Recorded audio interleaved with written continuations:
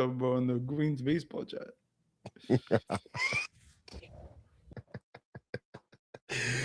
Woo! Don't mind us, ladies and gentlemen. Don't mind us if you heard any of that. But what's going on, man?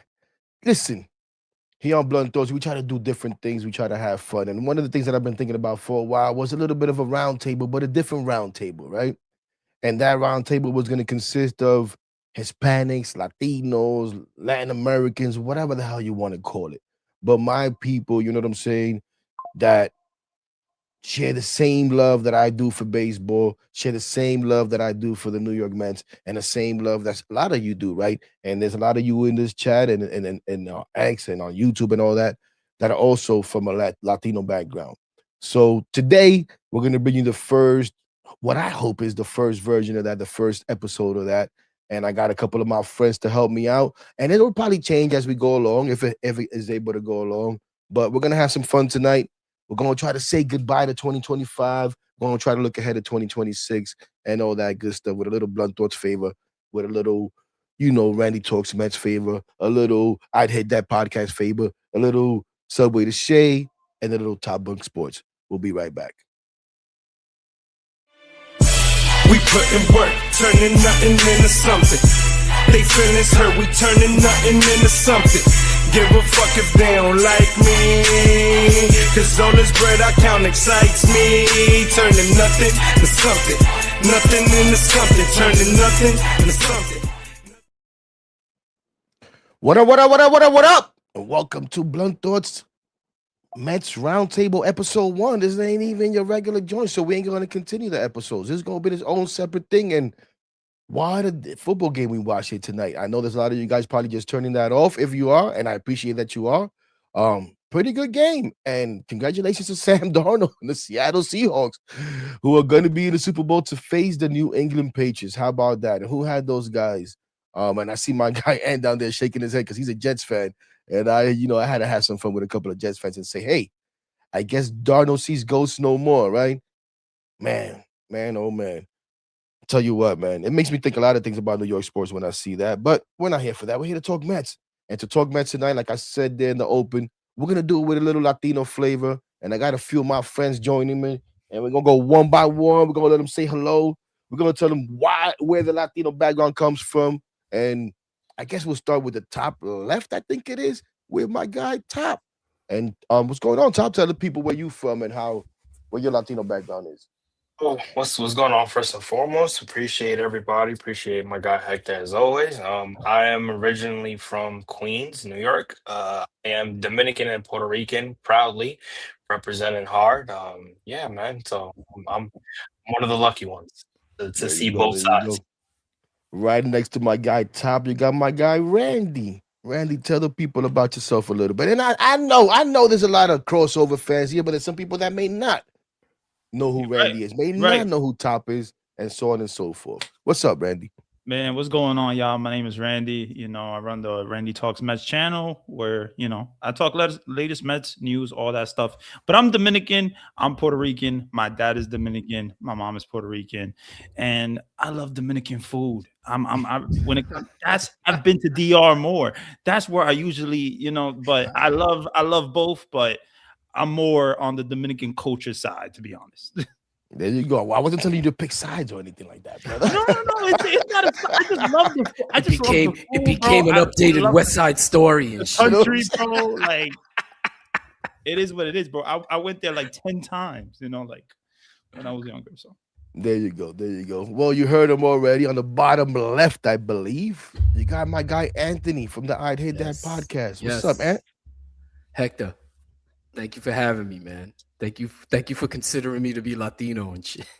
My dad's Italian. Well, considering you're in Puerto Rico as we speak, I do live in PR. At least half, if not most of the year there. Yeah. Yep. You guys are getting whooped with snow, and over here it's 85. I don't give a shit if I'm rubbing it in anybody's face, man. Yeah, thank you. Yeah, as I just came a little while ago from digging out my car a little bit, so whenever I decide to go out, it'll be a little easier. But that's got to be awful. No, yeah. But yeah, man. Thanks for having me, man. Yep. I don't know if any of you guys know. Nobody really watches our shit, but I co-host a show called the I'd Hit That podcast. where we basically do Mets, Knicks, Rangers, Jets, mostly Mets. And me and my co-host Mikey, we just do it a little different, man. We absolutely don't take the shit serious. We love the team. We know a lot of shit. We're knowledgeable, but we just kind of go for the laughs. That's what we either him making me laugh, me making him laugh, the people watching laughing. That's all we give a shit about. But we know our shit. We just do a little different. So Not for sure, and I enjoy it. I really do. And sometimes it's needed because I know I probably take things a little bit too serious when it comes to this team. But someone who definitely is more level-headed, calm, takes a very wide look at things. Had a great show this morning that I was watching. Is yeah, my guy I Ant saw it Sub too. with What's his good? shade. Yeah. What's up, Ant man? What's I going know the people on? know you, but introduce yourself anyways.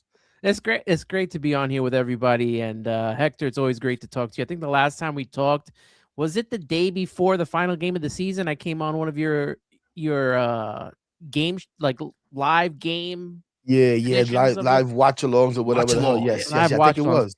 And it's a little weird for me because my stream is never on time. So I'm about like 2 minutes behind everybody else and what everything's going on. But that was the last Mets win of the season, unfortunately.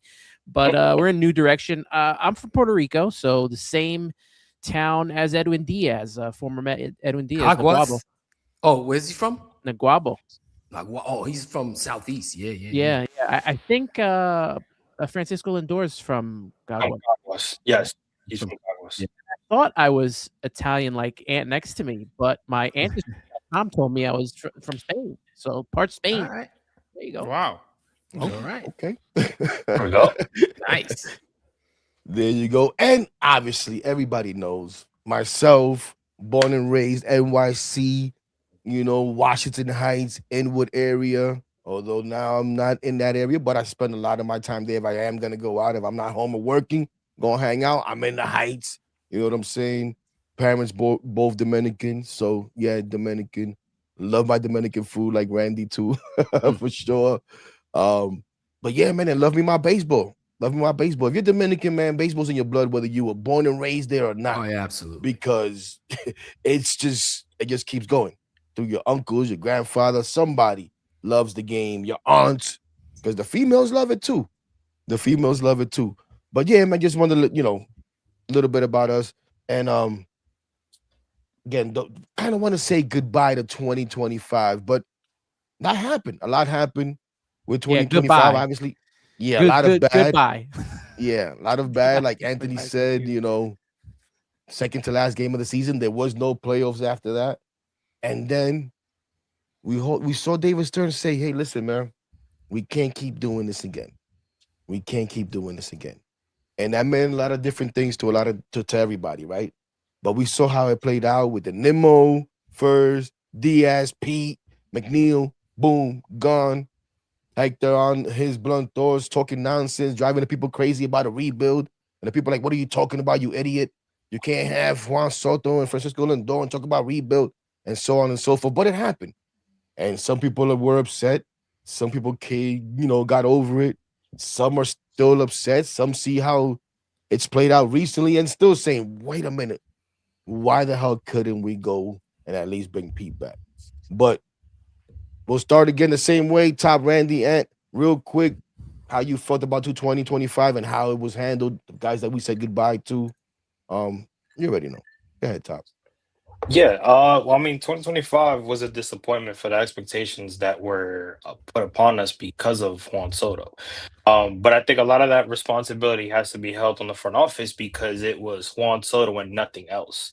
You don't, it's basically saying, they basically looked at it as saying, we got the big fish, we can run it back with everybody else. And, it didn't work. Obviously, the pitching was inconsistent.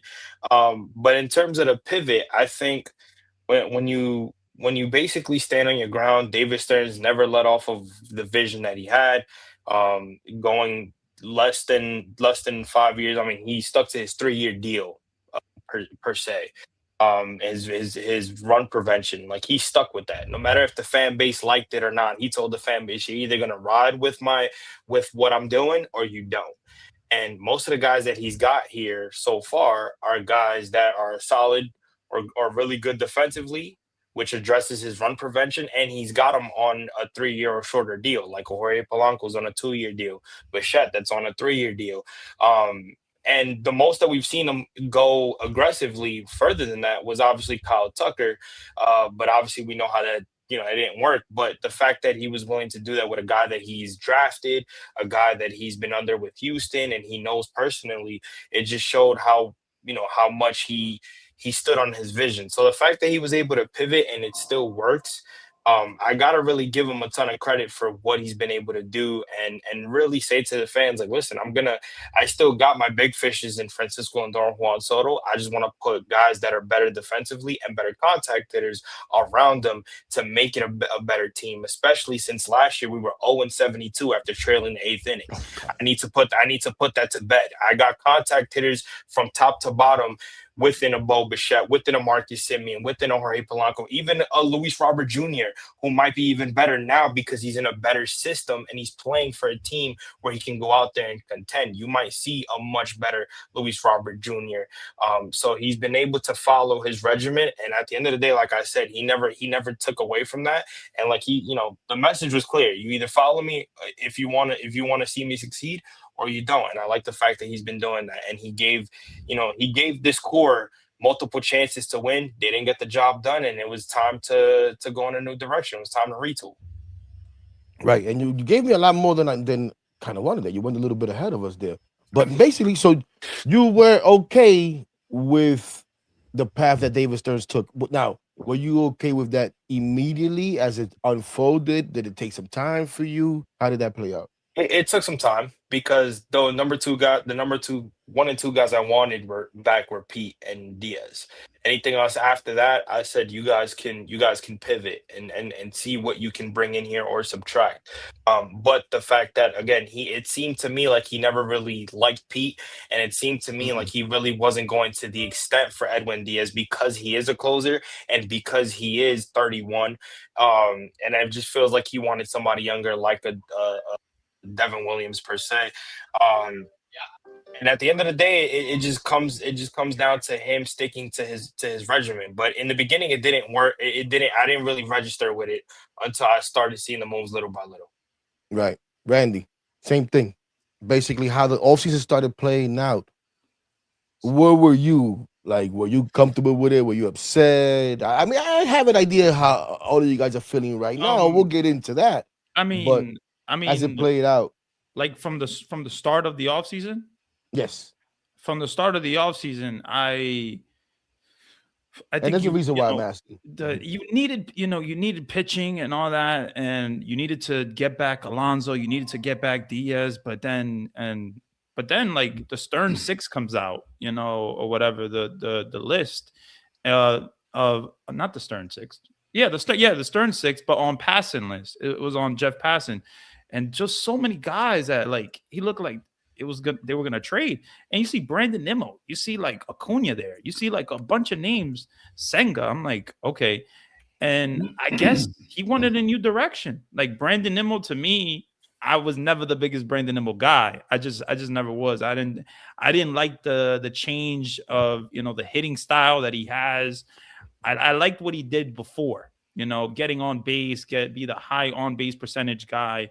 That type of stuff. But then this guy that hits home runs and strikes out a lot, I wasn't the biggest fan of. And also, he's been declining, defensively. He has an injury, the plantar fasciitis thing, whatever. So it's like, I think it was time to move on. And I wasn't surprised by the Brandon Nimmo trade, but I was surprised that Stearns actually did that trade, because I was like, wow, okay, David Stearns got some balls. Like, all right, here we go.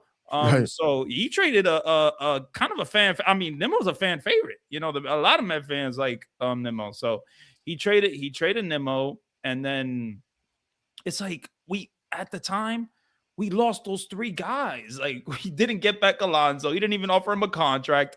And then Diaz, you couldn't get back either. So at the time, it looked like the worst. It looked like we were going to have the worst possible offseason, and we were going to just be horrible. And we were just going to just I don't even know, just be the rebuild Mets or whatever. It didn't look good.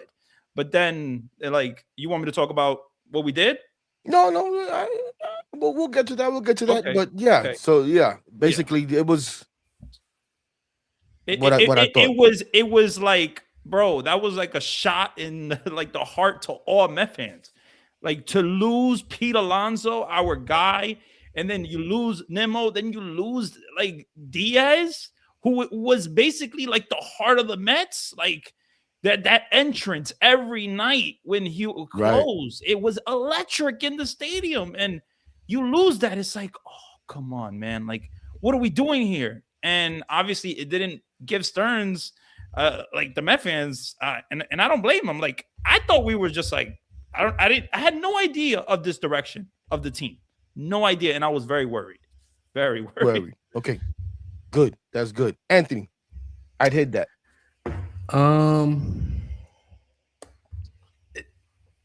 I've said this before, probably on our podcast that nobody watches, very sparsely viewed. But I know, I know that I said I'd have no problem trading Nemo. And it wasn't Nemo, the player, that I was trading. It was Nemo, the contract. Okay? You can, permission to speak freely. I can say my shit. This here? is blunt thoughts. Okay. You can talk all the bullshit you want about him not having an arm, but he catches everything. Okay? He doesn't have an arm. We got it. Bernie Williams didn't have an arm either. And he was winning gold gloves. Okay? I had no problem with Nemo, the player. It was Nemo, the contract, that had to go. That was the right move. Letting Pete go was not. But me and Hector spoke about this. He didn't trade for Pete. He didn't draft Pete. He didn't sign Pete. He had no connection to Pete. And I can't guarantee it, I'm not there, but I bet you they had some beef. I bet you there was beef between them when they were looking at each other like, fuck you. Maybe not saying that, but thinking it like, you know. And he had no intention of signing Pete. Pete was gone. That was it. Diaz, I'm gonna say it again. Diaz didn't want to be here. Because when somebody asks you, hey, so you opted out, you plan on resigning with the Mets, and his answer is, well, 50-50. I do 50-50, 50-50. But I have to do what's right for my family. Isn't that exactly what he said? He told you. He also said, I'm not sure what the hell they're doing. Just like we kind of felt we didn't know what the hell the Mets were doing. He was a little unsure of what the hell the Mets were doing too. So, but yeah. My man told you right there.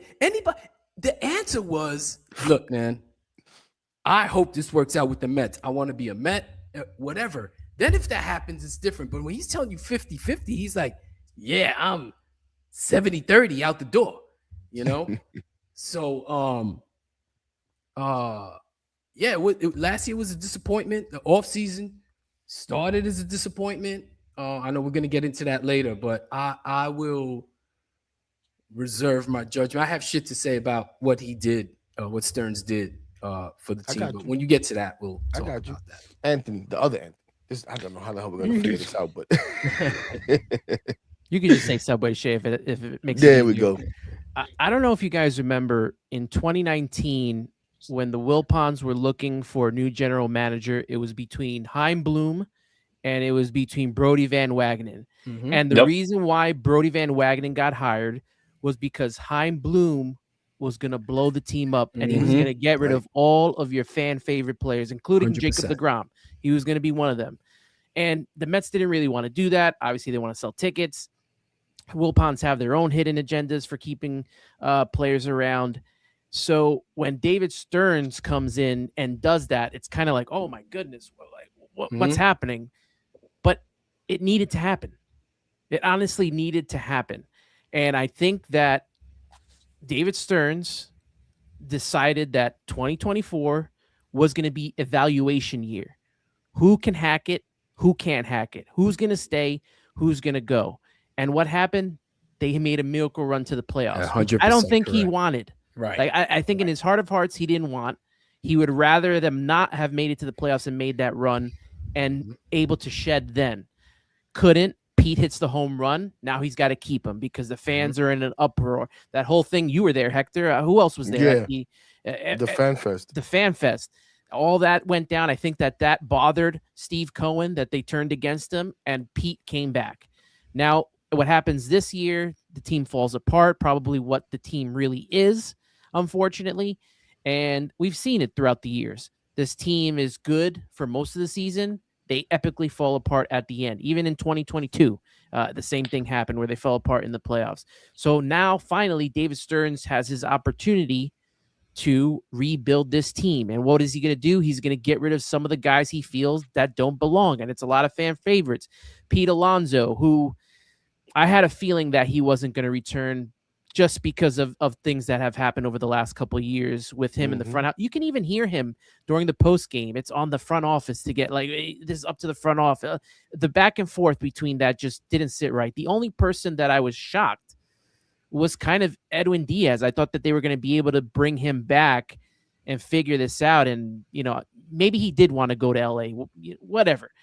The only thing is I was a huge fan of Edwin Diaz coming back.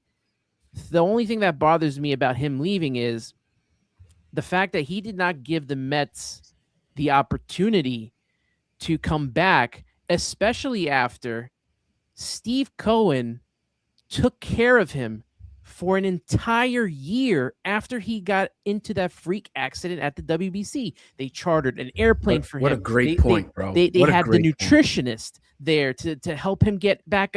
He was up and back in no time in that 1 year. He was ready to go during spring training, and they got him ready to go. And I don't know. I lost a little bit of respect for Edwin Diaz following the whole leaving thing.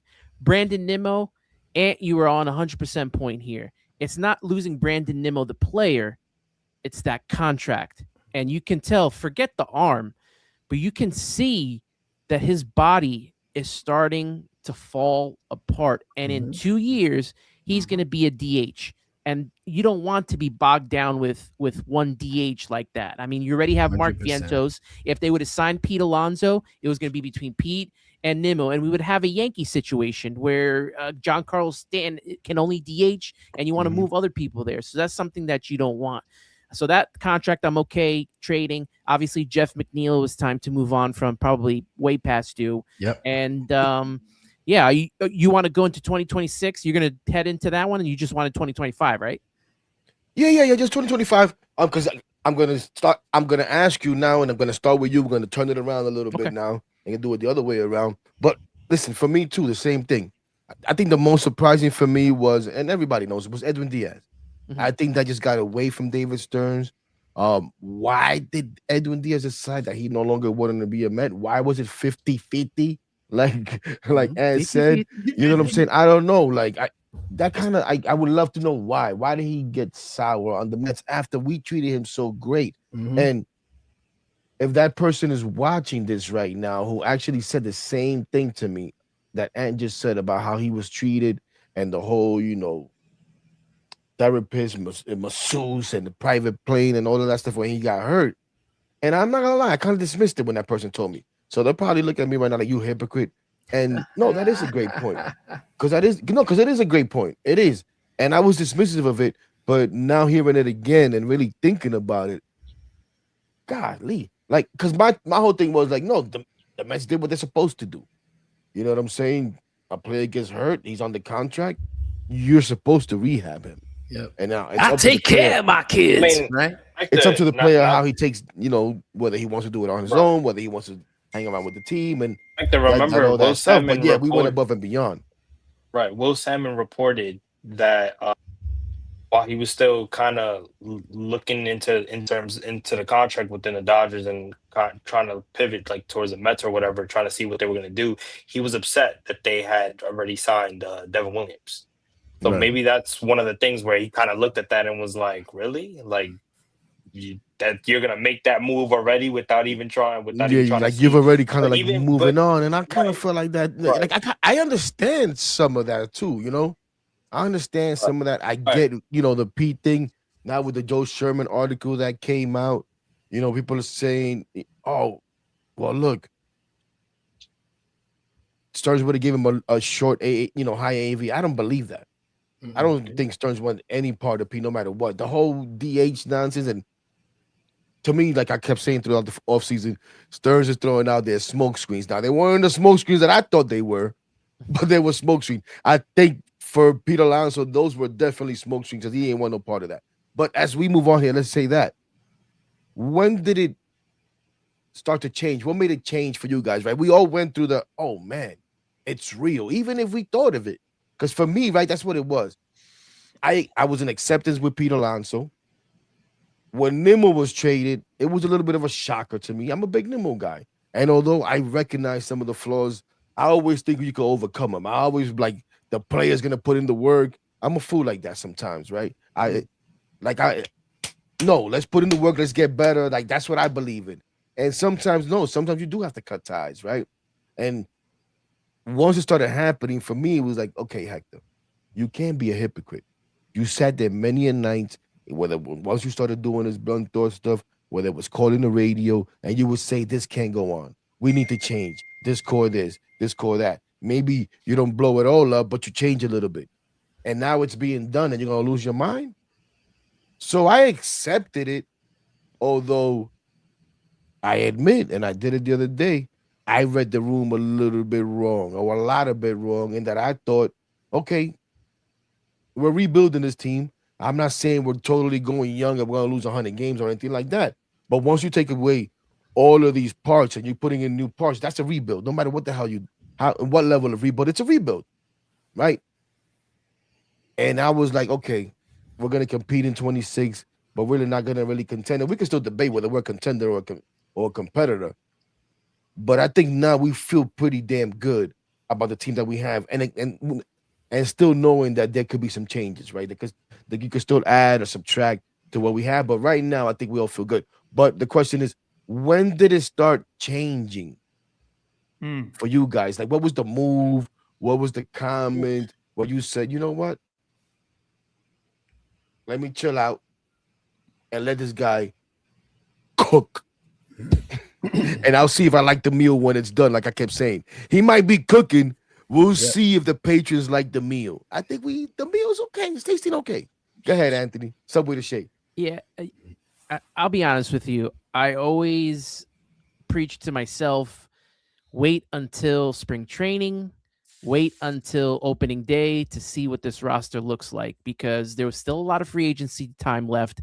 There still is some players out there at this moment in time that could be had. And we know that it's ever changing every year, that players don't sign even sometimes into a couple weeks into spring training. I think Pete Alonso signed like a week in, or one spring training already began. So I usually try to preach to myself patience. I know a lot of Mets fans don't feel that way. And obviously that week we lost Pete and Edwin. That was a rough one. I mean, if you're a fan of those guys like I am, it was tough to lose those guys. But David Stearns feels a different way, and he can't play off emotion, right? Like the fans could. Because if the fans do, then I guess all those guys do come back at whatever price. It's Cohen's money. Do whatever you want. But for Stearns, he's trying to look at things in his logical world. He has a plan, whether we like it or not. He said it all the way back after the last game of the season. He wanted run prevention. He was going to give the opportunity to Carson Bench to win a spot here. And, pitching and bullpen help. He brought in Devin Williams and Luke Weaver to help out the bullpen. Now they brought in Craig Kimbrell on a minor league deal, which I don't hate since it's a minor league deal. I don't hate it. If he can make the team, great. If not, got Luis Garcia, another bullpen guy he brought in. And then, I think it was Keith Rad who posted the three guys that left: Alonso, McNeil, Nimmo versus Polanco, Bichette, and Simeon. And the three guys we have now are way better hitting with runners in scoring position, as well as runners in scoring position with 2 outs. They may not give you 30, 40 home runs, but if they're going to get that big hit with the bases loaded and 2 outs, I'm going to take that. We've seen these guys kill the Mets who are not big time players, but they can hit with runners in scoring position when it counts the most. And that's some of the things that I want. I want guys that are going to help this team win, and I think that they can do it.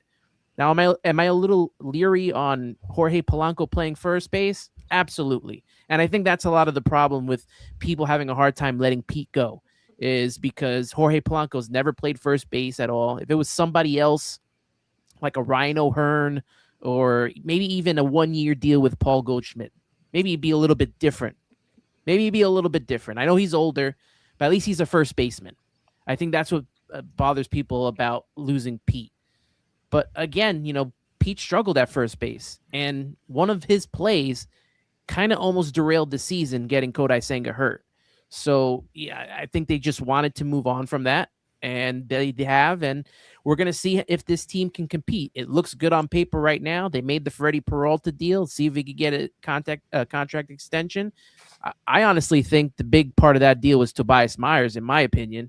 I mean, did you see what he did to us in that third game of the wild card? He freaking shut us out for 5-6 innings. Absolutely. And he could play in the bullpen. Yep. I think we got a steal of a deal there with adding him to that trade as well. So we'll see what happens.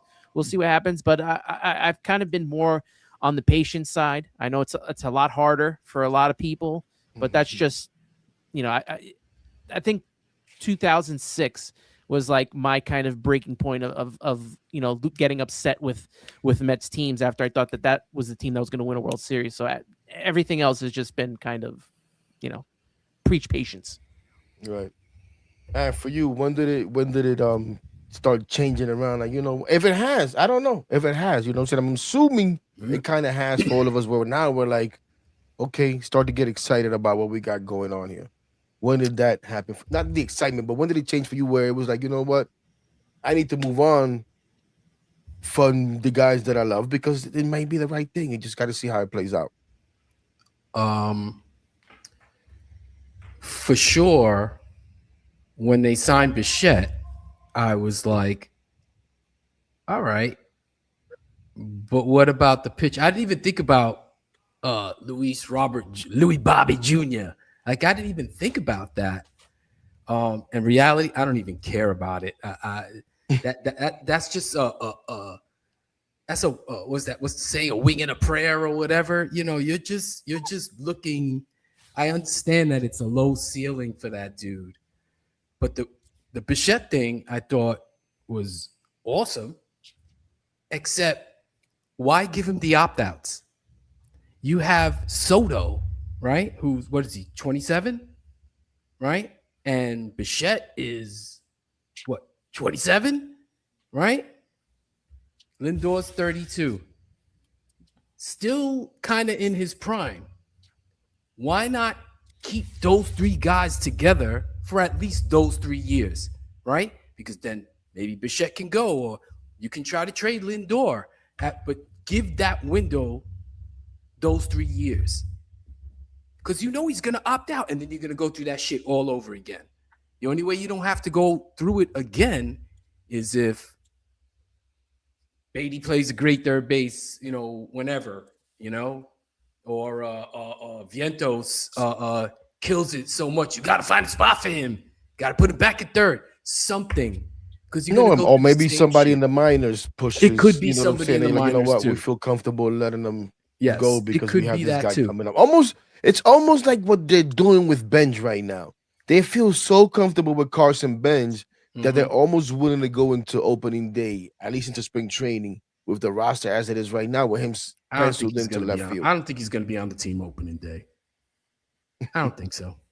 Yeah, I think they're just talking that shit. But if he is, he is. I don't care. I'm not saying like I get it. I hate that move. I'm just saying I don't think so. I think they'll run he needs a little bit of seasoning bullshit. But the Luis Robert Jr. thing, who'd you trade? Acuna? I mean, and some dude that nobody knew. I don't know. I didn't know. Maybe you guys did, but I didn't. Right, sure, Sutherland. I think it's Paulie, right? I forget the first name. Yeah, Truman Paul, Truman Paulie. There you go. 12th rounder. Yeah, so you got him really for nothing. And now the Peralta thing, all right. Now some people are annoyed with, I don't know, annoyed, but they're worried about giving away Sproat. I said this on our show at least once or twice. I saw enough of Sproat last year. What was it? 4 games? 5 games maybe? To know that he's a reliever. The dude's a reliever. How can't you see that shit? He's not a starter. He's a reliever. I ain't shit and I can see it. And sure enough, they got rid of his ass. It wasn't Tom. I'm glad they didn't get rid of Tom. But he might suck too. You don't know. He wasn't great, but I understand maybe he was a little underseasoned. So, but the Peralta thing I think is a great move. If they sign him, they have to me, at least for me, they got to sign him. Again, that's the same thing. You know, Soto, Bichette, Lindor, Peralta, McLean. Now you're building a little something there. But let's see what happens, man. I don't think they'll sign both Bichette and Peralta. I don't know why, but I don't even know why I'm thinking negative. This fucking season didn't even start yet, and I'm terrible, man. I'll let you say it. Randy, don't fall asleep on me, man. Yo, so listen. Tell me, when did it change around for you if it has? Randy hit me up all the time. Yo, heck, we got to do something, man. We got to do something. We got to do something, bro. Yo, bro, come on, man. Like, any little thing that comes out, Randy texts hit me up like, yo, hey, what you think about this, man? We got to do something, bro. Come on, man. I'm like, yo, Randy, don't buy into that shit, bro. Don't buy into that, Randy. Don't. The funny thing is, I was in a space, a Twitter space with Charles. You know how we do those late night spaces and like it was during the season. It was like that I fall asleep and then wake up and you guys are still on. I know it was like the end of the season, and Charles was like, "Listen, Stearns never really liked this team. Like he didn't really want to win with this team." And I'm just like, "That's interesting." Like I'm like, okay. And then I see what he did. Like I don't know, 2025. I don't think it didn't look like he made the biggest effort to make this a winning team in 2025. Like the guys that he got, Griffin Canning, all that, Frankie Montas, you got Clay Holmes, okay, but it didn't look like the biggest effort. And then the Ryan Stanek, like his first year, Adrian Hauser, a guy that struggled, bye-bye. He threw him out like nothing. Now Ryan Stanek, last year, he just kept going with him, and he kept shitting the bed. He kept doing horrible for the Mets. He kept losing games for the Mets, and he just kept them there. And then he didn't bring the pitching like to later. He didn't bring up McLean. He didn't bring up these young kids until like the last resort. So I'm like, okay, he might be right. He might be right. Like maybe the guy didn't want to win with this group. Maybe he wants to win with the group that he envisions, the group that he picks. Maybe he wants to win with a Carson Bench, with these guys. But I think when it comes to the vision, which this is something that I talked about before, the vision of David Stearns, I think he wanted to make his team. He never wanted Pete. He never wanted Nimmo. He never wanted McNeil. Okay? So at the end of the day, he wants to change his team. And look what he has done. He has changed this team dramatically. I mean, dramatically. Luis Robert, I think, could be a really nice player. If he could somehow be healthy and look like what he did in 2023, I mean, or just give you some type of, good average and good power, I mean, you're going to have a lot better productive, he's going to be a lot more productive than what you got out of Jose Siri, in 2025 and Tyrone Taylor in 2025. So I like it. But when it started for me was the seriousness of this team, because it's like, okay, we lost our guys, right? But it's the interest of Kyle Tucker. That was the big thing that I was like, oh, wow. Like he's going after a big dog. And yes, he offered, you saw what he offered him. I mean, 55 mil, 220 mil for 4 years. That was a big time offer. And I was like, okay, Stearns, all right. You made a big offer. Like, and then you didn't get him. You know, he went to the Dodgers, but you got Bo Bichette. You got Devin Williams. You got Luke Weaver. You know, you didn't bring back Diaz, but I think Devin Williams is going to be just fine. I know a lot of people think he did struggle in New York. He struggled in 2025. He struggled in 2025. He was throwing his damn airbender way too much and not enough of his fastball. And then when he did that, when he made that change, he got a lot better. Now, I look at the numbers of Devin Williams. He was one of the best closers in the game. So with the best relievers in the game. So I like Devin Williams. I think he's going to be just fine. I like Luke Weaver. I like AJ Minter. I like Brooks Raley. And I like the Tobias Myers kid. The Tobias Myers kid, to me, is a guy that could start or relieve. So there's a lot to like with this team. Now, Bo Bichette, pivoting to Bo Bichette is huge. Bo Bichette is a guy that I think we needed. We needed that right-handed bat, you know, that right-handed power bat to be with a Soto and put in this lineup.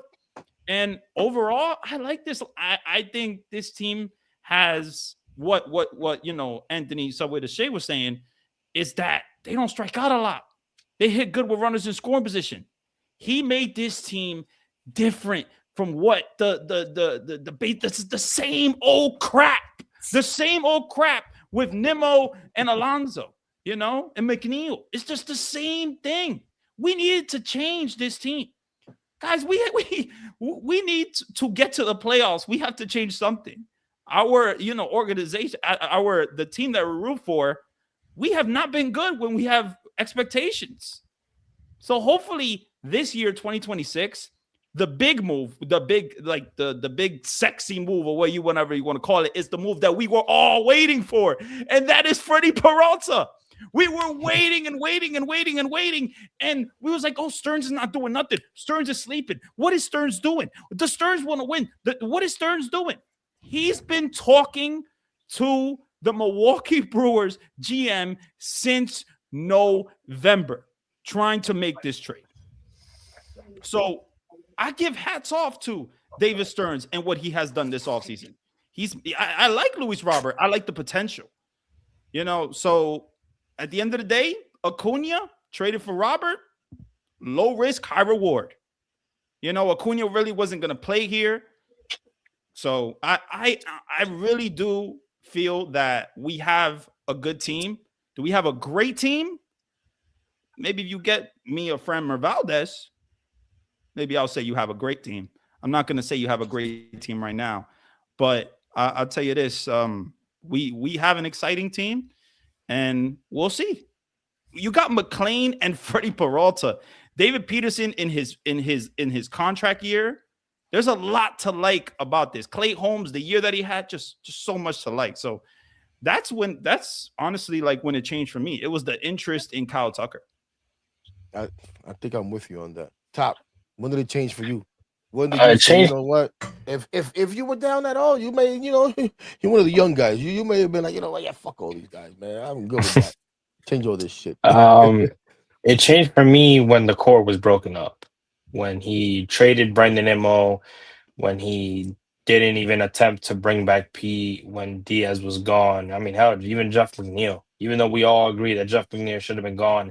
He had to go, He had to go. But just the fact that you sat there and, you know, this, you know, let's be real, this core didn't do anything. You know, you got to hold them accountable to the highest standard. And, you know, just kind of seeing those guys that we've kind of seen grow in a certain extent gone for a good reason.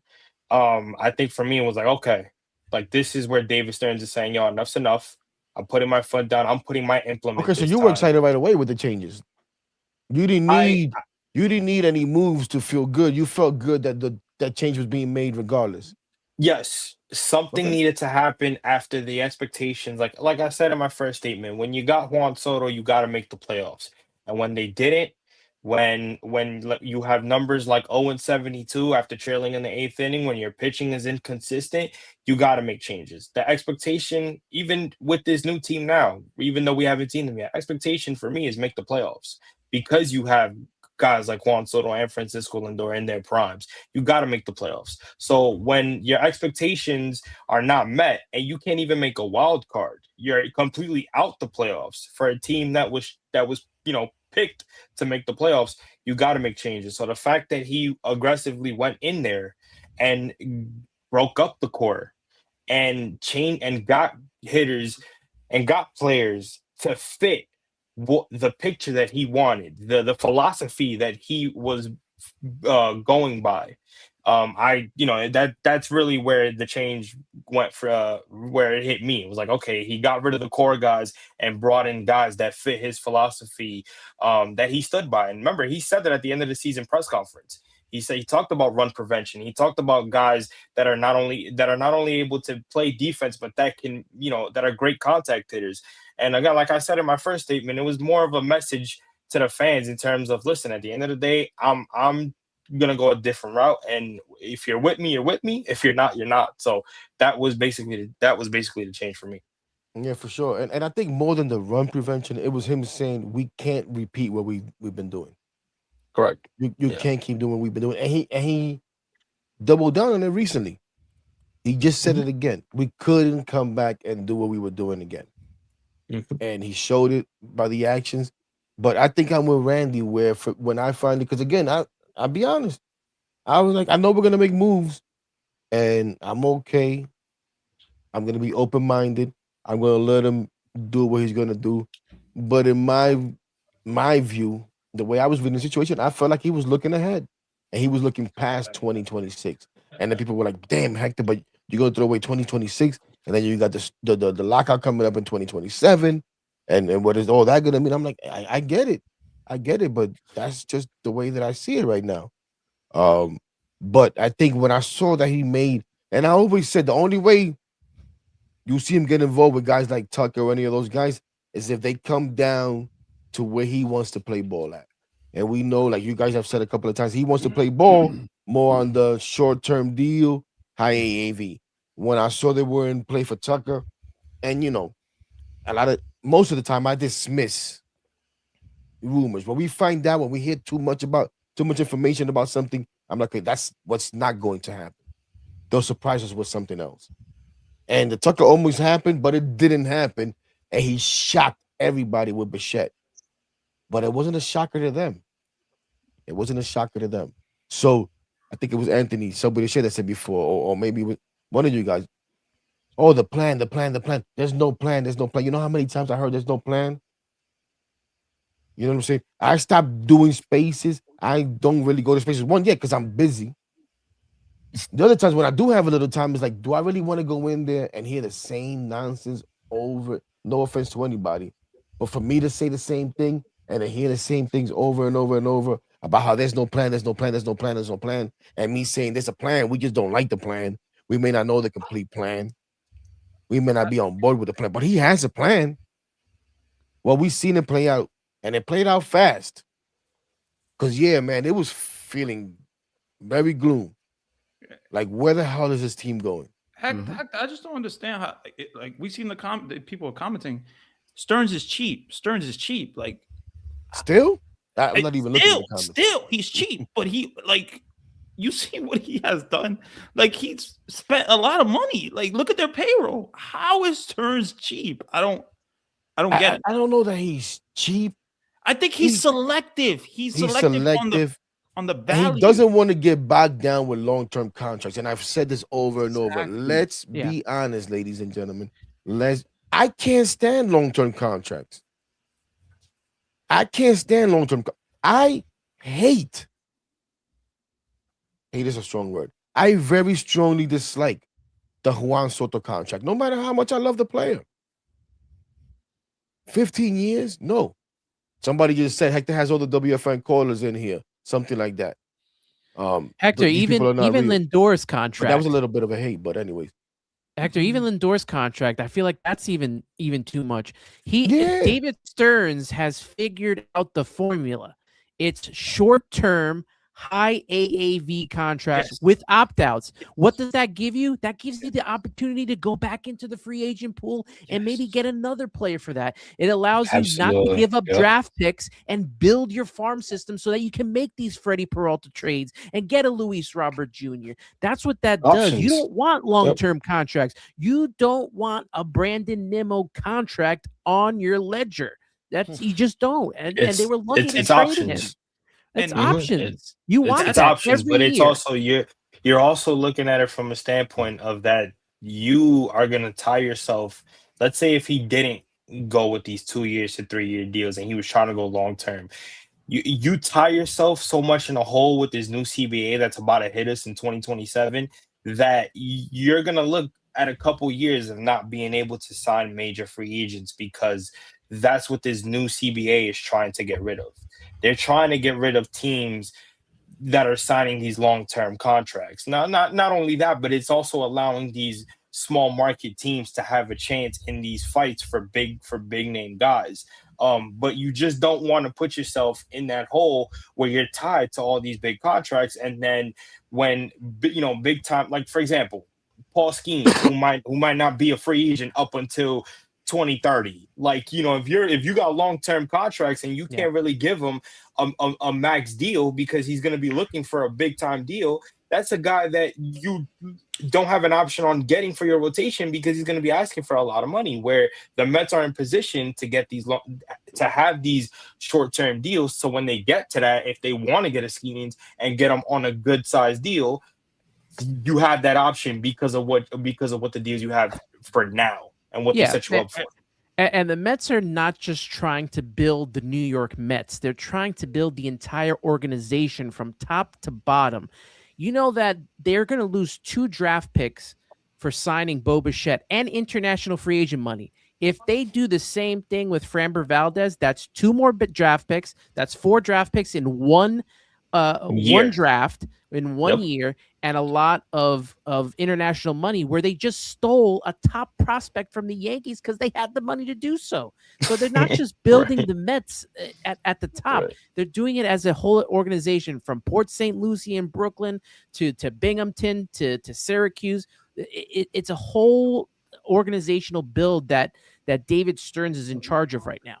Yeah, I think they planned on Tucker. I think that was probably they saw maybe that wasn't the plan. Maybe they saw the market and they jumped on it. I think that's what it was, man. I think he waited, and that's why I've said a couple of times, we need to give David Stearns credit, like one of you guys said before, for taking this challenge on, right? And knowing that we were going to be upset, knowing that his family was going to be upset, his friends were going to be upset, but having the conviction and say, you know what, but this is the right thing to do. And I'm not here saying that he's done the right thing, ladies and gentlemen. We'll see how it plays out.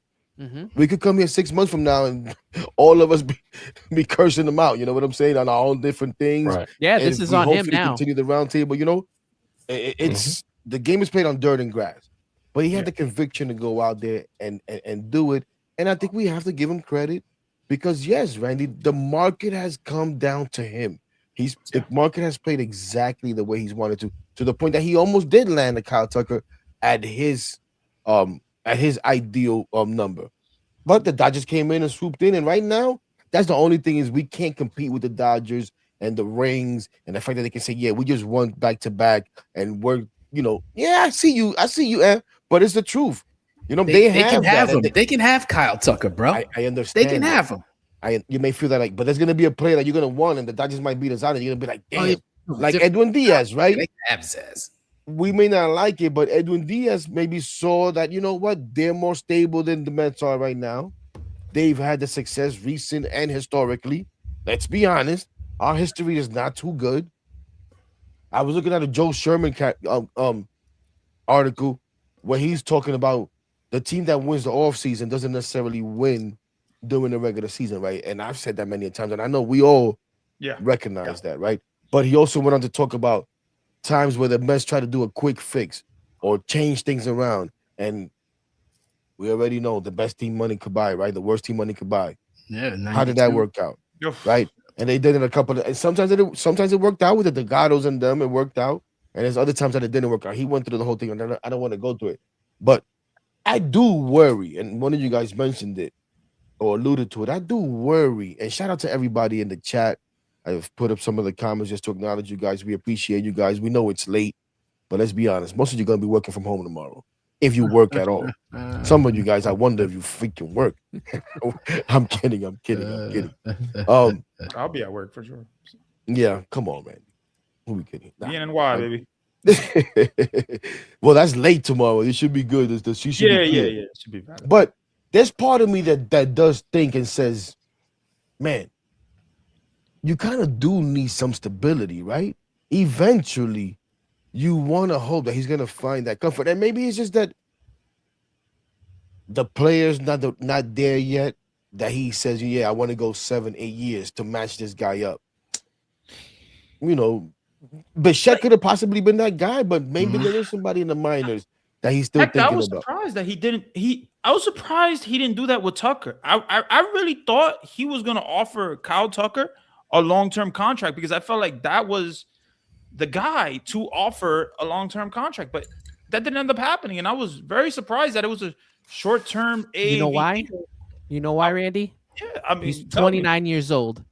He's gonna offer a big time contract for any player that's superstar talented, that's 25 or younger. That's what happened with Juan Soto. That's what could have happened with Yamamoto, but he decided to go to the Dodgers. So I feel like how many times are you gonna find a Yamamoto? I mean, how many times are you gonna find that? You're not. Like realistically, well, this is also why him looking into his farm system could be a pivot. Because if you're in a situation where your free agency doesn't have a lot of young cats, then it's like, all right, well, I gotta at least bring some of my kids up now who are in their early 20s and let them at least have a little bit of success here in case I can't pivot to anybody in free agency. So again, I see what he's trying to do, and it goes back to what Ant from Somebody to Say was saying. You build that organizational consistency within not only on the major leagues but in your farm system, so that when you have that stability to do that, you have to make that option, you already know where these guys are at. And especially because they're super young, and these guys, the thing about it is too, and I don't think a lot of fans are realizing, these guys are jumping through the roof. They're going through the system like that. It's not taking a long process like how it used to be. So that's another thing that Davis Stearns has to worry about, is that, you know, these guys are, you know, they start off in double A, but then with the next 4 to 5 months, they're already getting to triple A like nothing. Yeah. Look at Tong. Tong was dominating the double A, got to triple A, only had 2 starts before we had to call him up.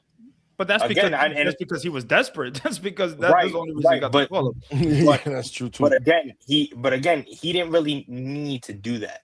You know what I'm saying? It was up on his option to be like, you know what? I already have McLean here. I already have Sprout here. When it comes to Tong, let me see how long. Let him get a couple more reps in AAA before I have to definitively bring him up. But he was dominating so well within those 2 starts, and obviously, like you said, the desperate situation. And the pitches were so bad. He called him up. Honestly, right, exactly. It's probably a blessing in disguise that we didn't sign Tucker, because I remember reading an article from Will Salmon, and I talked about it in my podcast, that there was concerns with Kyle about moving to New York and playing in a place that he's not comfortable. I don't want that. You gotta want to be here. You gotta want to play here. I don't want those type of players. If you want to play in LA and be comfortable and all that, this is not the place for you. And it obviously that even came out after he signed as well. That it didn't seem like he wanted to play in New York. He wanted to be more comfortable. Now people are calling him the Kevin Durant of baseball, because he wants to jump onto a team that's going to win. So it might be a blessing in disguise that we didn't sign Tucker. Let me ask you guys something. Refreshing for me, guys, when I heard Bo Bichette's press conference, and him talking about playing in New York and so on and so forth. That's the kind of guy that I want. And some of it may have been a lot of nonsense.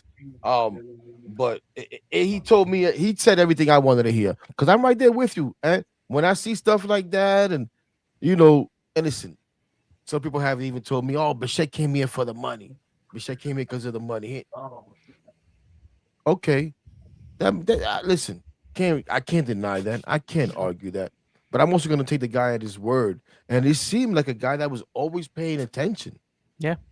He could have always took paying the attention to what Absolutely. long-term was deal in going on Philly. over I here. mean, He could have And took the long-term deal in once there Philly was and an be in first opportunity, place. or once there was talks, he was right. definitely interested about it and did his That's ex- research. to What was Ant's that at? point. That's what it is. To Ant's point is that I think the sweeter thing out of everything else that he said was the fact that Philly gave him exactly what he wanted, and he still took the Mets deal. And it's not because I hate Philly, but it's just again I just think for Bichette, at the end of the day, he probably saw something in terms of where they started to how they pivot, and he was like, oh, I kind of like that. You know what I'm Yeah. saying? Word.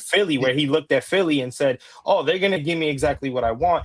But how long is that Philly train gonna keep going because they're getting older and Oh older? yeah. Where they're getting a This little is bit it for them. younger, This year is it. right? Where This the is it. And Mets are there's kind of getting a little bit younger, where guys in their prime, and I still have a chance to enter that 27 and still make a playoff run and maybe opt in for a little bit of more time with them. Exactly. and you know what Exactly, stinks? Top. You know, Yo, before I even heard him speak, I was saying, who's to say? And was saying before, he's opting out. He might, but who's to say that he may like it here and say, you know what, I want to be That'd a be part great. of this. He may go to them and say, you know what, Exactly. guys, tack on another year or Mhm. two at this number and forget this Exactly. damn opt-outs. I'm not opting out. Let's rework this whole thing. You know what I'm saying? And maybe David Stern seeing him firsthand says, you know what, I can keep this guy around. Let me break out of my mode and give this guy a little tack on another 2 years, maybe three. The yep. guy's 28. We can't take him till he's Mm. 34. You know what I'm saying? I don't think that'll be a problem. Y- So I would have y- put an extension completely out. And again, yeah. especially when we hear him say things like this. Give me a second. Let's listen to him real quick. Cause I hope this is the good one of the good sound bites, but just him talking about wanting to play in New York City and what all that means. Go ahead, Quaze. Bring it up.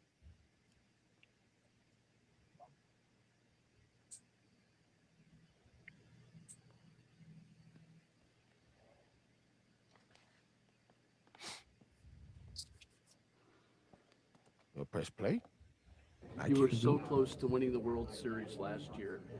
What would it mean to you to bring this club back to the Fall Classic? To be a part of that. Yeah. I mean, I think winning in New York is probably the biggest accomplishment you can have in sports. So I look at it as a challenge. There's like I said before, this team has a ton of talent. Um, a lot of proven guys who are proven in the playoffs, and I just look forward to chasing that goal with them. You were so close to winning the World Series last year. Mm-mm-mm. And he has so many other sound bites that just about playing in New York and wanting to step up to the challenge and the fans and so on and so forth. Um, that like again, it's just exciting. It's just really, really, really exciting, and that's the kind of stuff that you really want to hear from guys. You know what I'm You, saying? At least for me. Hmm. At least Definitely for is. me. you know what Definitely else is is exciting. interesting about the whole Philly situation? And I think someone brought it up in the comments is that the Met fans don't want to break up the core that we had. They never wanted to break up the core. The Phillies can't wait to break up the core, and they're stuck in long-term contracts. They Yep. don't want this team, and they've won the division, have been to the Yep. playoffs every year since You're 2020. Like, 100% correct, man. yeah, Yeah. it's crazy what's going on in Philly right now. They want everybody Mhm. gone, and they want new players. Like they can't stand Dave Dombrowski anymore. Yeah, and Yeah. you saw Dave Dombrowski came out and literally said he thinks that they're fine with staying pat. I Mm-mm. wonder how that's going to work. I'm, But when you know, when you see Bryce Harper wearing a shirt saying "not elite," I mean, maybe that's Really, I didn't see that recently. Yeah. that he it was like he was what was he was doing something. Was he a batting? He was just like practicing or something. But I think he was hitting the cage. I think something like that. But I was like, yeah, not elite. That's like okay, all right. I'm not elite. All right, let me show you. Well, we've Yeah. hit after 11 p.m. and I don't want to keep you guys too long, so we're gonna try to start like winding it down. And again, man, thank you guys for joining me tonight. And hopefully, this is the birth of something. I saw my guy Master Flip.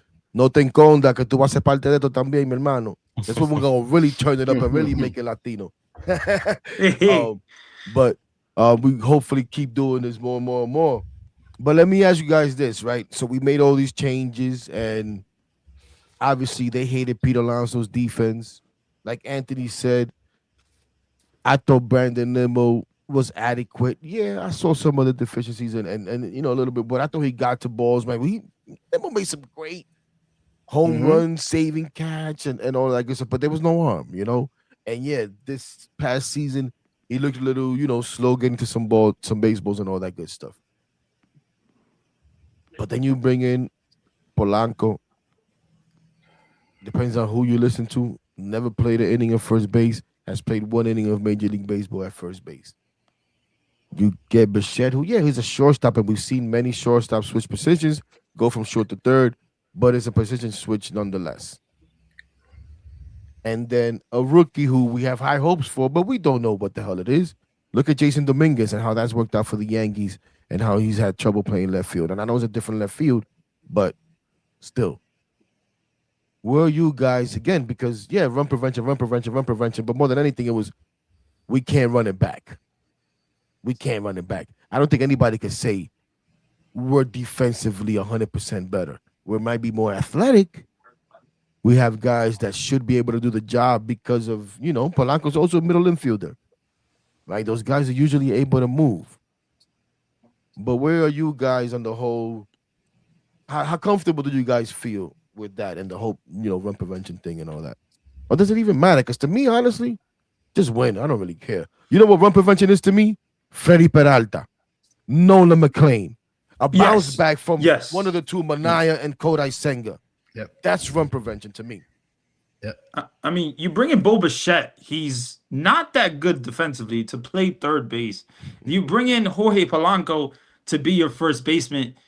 It to me is just weird. But you do bring in Marcus Semien, who is a Gold Glover, and you do bring in Luis Robert, who is a really good outfielder. So it makes sense. And I don't know if has he won the Gold Glove, Luis Robert? I don't know. I'm not sure. I'm not sure about that one, but I think you bring in those guys. It's like okay, that is run prevention. But Bo Bichette at third hasn't really played third. Polanco hasn't really played first. Luis Robert, rookie of the year. Yeah, there you go. So No, you're bringing in two Gold Glovers. Gold Glovers rookie of the year, his rookie year. You're bringing in two Gold Glovers, which is awesome. But I think is exactly what you said, Hector. It's Freddie freaking Peralta. That's the big acquisition. That is the huge acquisition. And this whole run prevention thing, I think he's like he wants that. But I mean, you let go of Pete Alonso. I think he just didn't want Pete Alonso here. That was his run prevention right there. Bro. That was his run prevention. Adios, Pete. Right, right. And I think we said it, so I don't even know what I'm going to ask this, but I think we all feel good and about the lineup overall. And we're going to get into our little mock lineup just to have fun as we get out of here in a second or two. But I think we all feel good about the lineup overall, right? Even, Pete, whatever. But it's a better lineup. Keep hearing, well, we lost X amount of home runs. We lost X amount. But I think it was Anthony that said it, and I'm 100% with that. Maybe when you don't get a home run, you get a double in the gap. You get a hit down the line. You just get the damn ball put in play rather than a damn strikeout. Yep. And as long as the ball's in play, anything can happen. How many times do we have the bases loaded with no outs and got nothing? Dude, way too many times. Way too many times. Yep. Yeah, I think they're going to try to emulate the Toronto Blue Jays now. That's what they're going to just try because we to didn't have situational hitting, nobody wanted to go the other way. Make a productive out instead of just an out. Right. You know what I'm saying? So to have guys now with that type of approach, when you hear a Bichette talk about my dad, being around my dad, it was instilled in me that driving in runs was important. Like that tickles me. In a day and age where we talk about RBIs don't matter. Yeah, you know what I'm saying? His dad was overrated, though, man. Just hitting a home run. That's the only RBI that matters. If you hit a home run, if you don't hit a home run, it doesn't matter. What was that? His dad was overrated. Come on, man. I get it. I get his dad was overrated. That's fine. But the idea is not overrated. For an old guy like you, you appreciate that. You appreciate that type of baseball. So Hey, he Billy. may be overrated. That type of baseball is not overrated. No, it's not. It's not. That's the shit I grew up on, man. Yep. You know?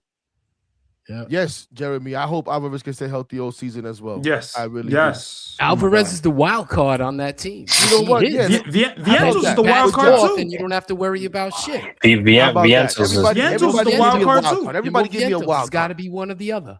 Everybody, hold on. Everybody give me a wild card. Give me two. One in the rotation. In the pitching staff, you could say, but let's say rotation.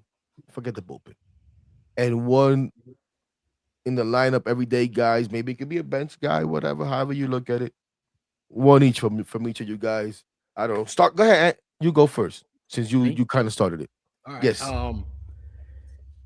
I just said my wild card's Alvarez, and what's this? His fourth season now. This is when he got to start showing some shit. You know, like this is it. Like after this, if he sucks and it's a possibility, or he keeps getting hurt, you got to cut ties with his ass. It's the same shit with the. I don't want to bring these dudes up, but the Yankees and Volpe, their careers are almost parallel. And if he hits, and I mean he slugs, then guess what? There's your fourth spot. You ain't got to worry about who's batting behind Soto, but it's got to come from within. You know, it could have been Tucker, or they could. Are you gonna bat Bichette cleanup? No, you ain't gonna bat Simeon cleanup. To me, it has to be Alvarez. If he's, I didn't ask you for your lineup. I asked you for two wild cards. We're gonna do the lineup in a second. second wild card is Manaea. Manaea. Is my because I hear a lot of people say, put him in the bullpen. He ain't pitching out of the bullpen. He makes $25 million. He's not pitching out of the bullpen. That's not gonna happen unless he absolutely sucks. Then they'll put him in the bullpen. But he's if he pitches like he did a couple of years ago, their rotation is going to be pretty good. Top. Go ahead. Yeah. Well, in terms of the lineup, I think Mark Vientos No lineup. is my wild card. No lineup. Well, I mean, okay. You mean like okay? yeah, this is wild no, card. yeah. Wild card. Yeah. Mark Vientos, in terms of my lineup, is a wild card. You know, the power's there. And you can't just strip away or forget about what he did in 2024. That can't be forgotten. The kid's talent is there. He still needs more. He still needs more time, in my opinion. I think everybody's easily, so quick to get rid of him and just forget about what he is able to do on a consistent basis. If you do remember last year when we went to San Diego, he was in the midst of a 10 to 15 game hitting streak before he got hurt. And then when he got hurt, obviously he was up and down.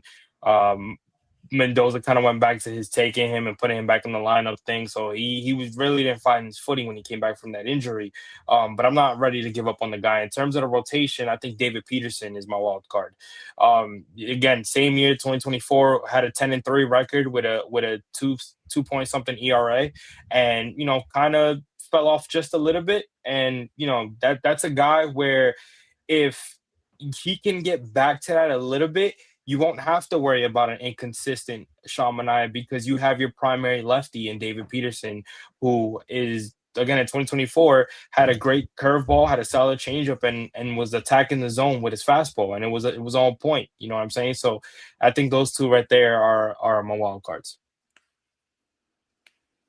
So with a shame. My wild card in the lineup is going to be Luis Robert Jr.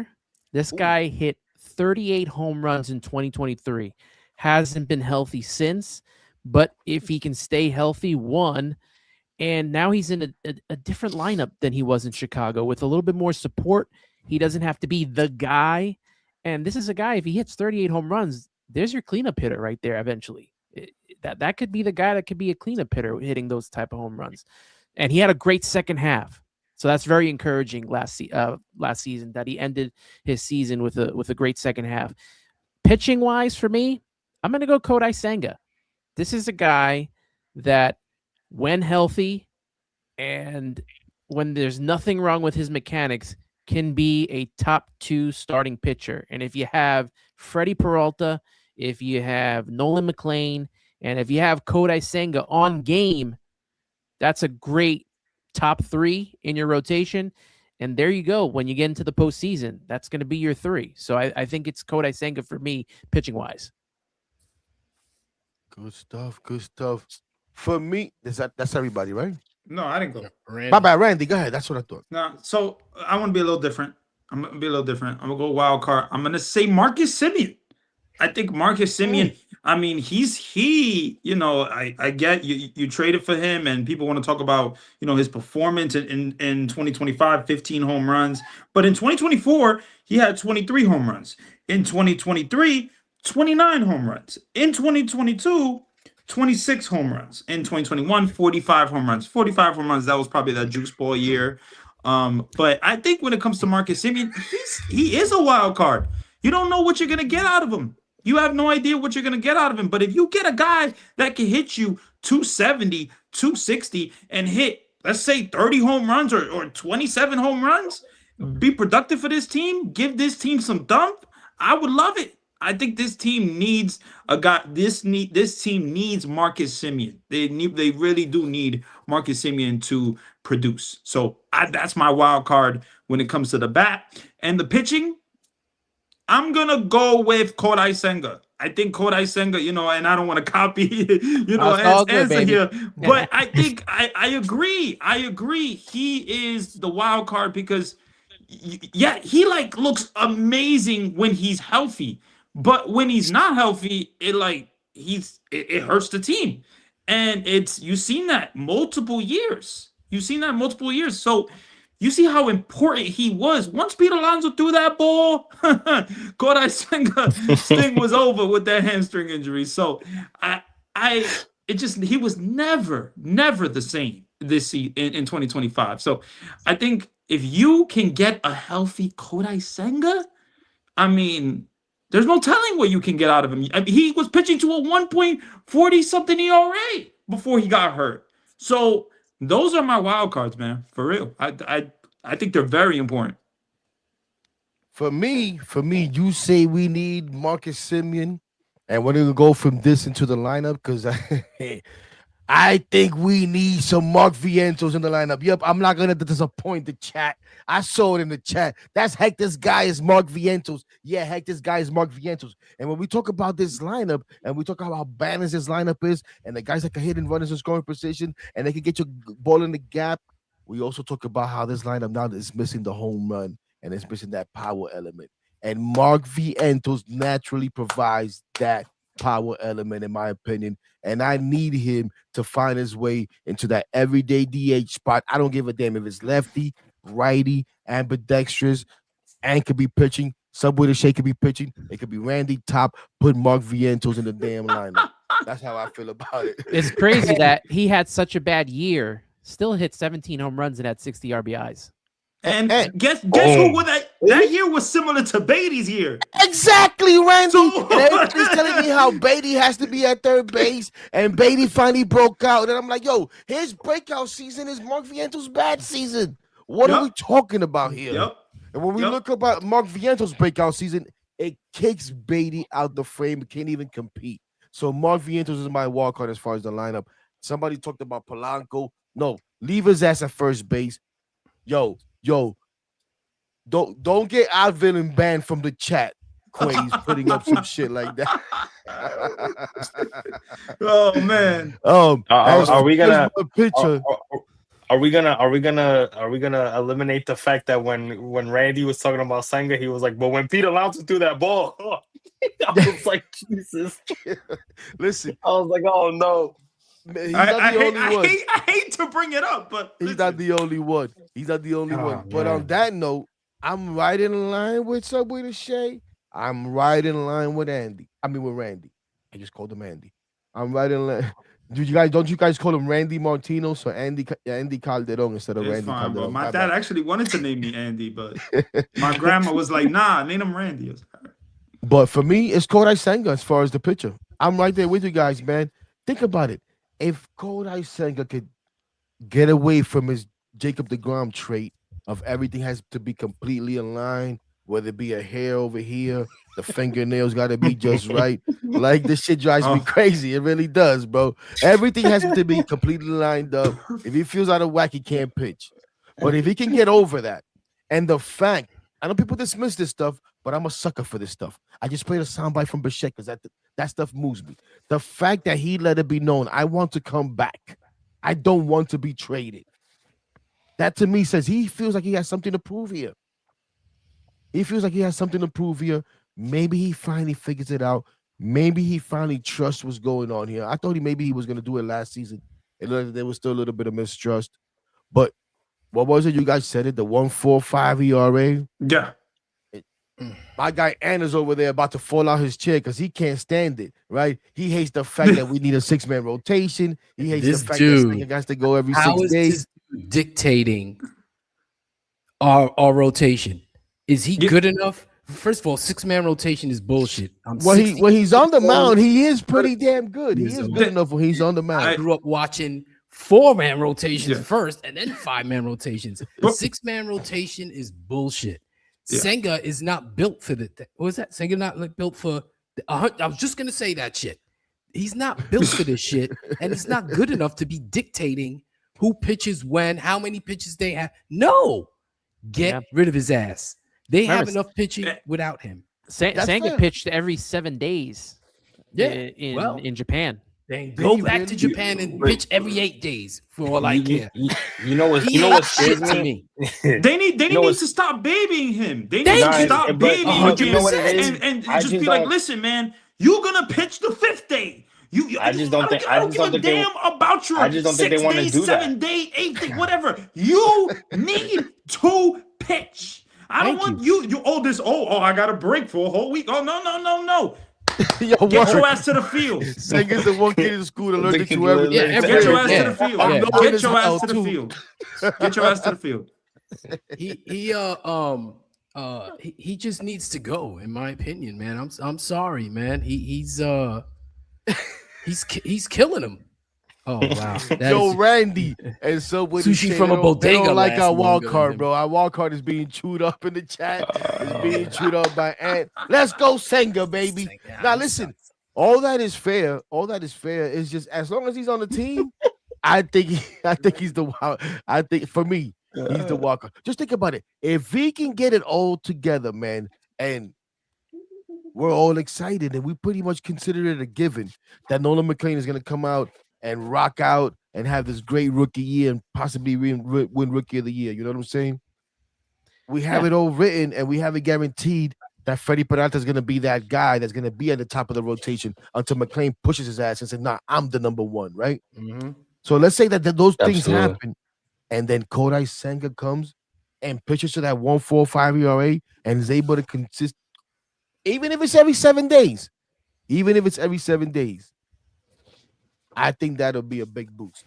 And The point I'm making about a 6-man rotation is you want, and again, I'll say it again. I grew up in a different era than you guys.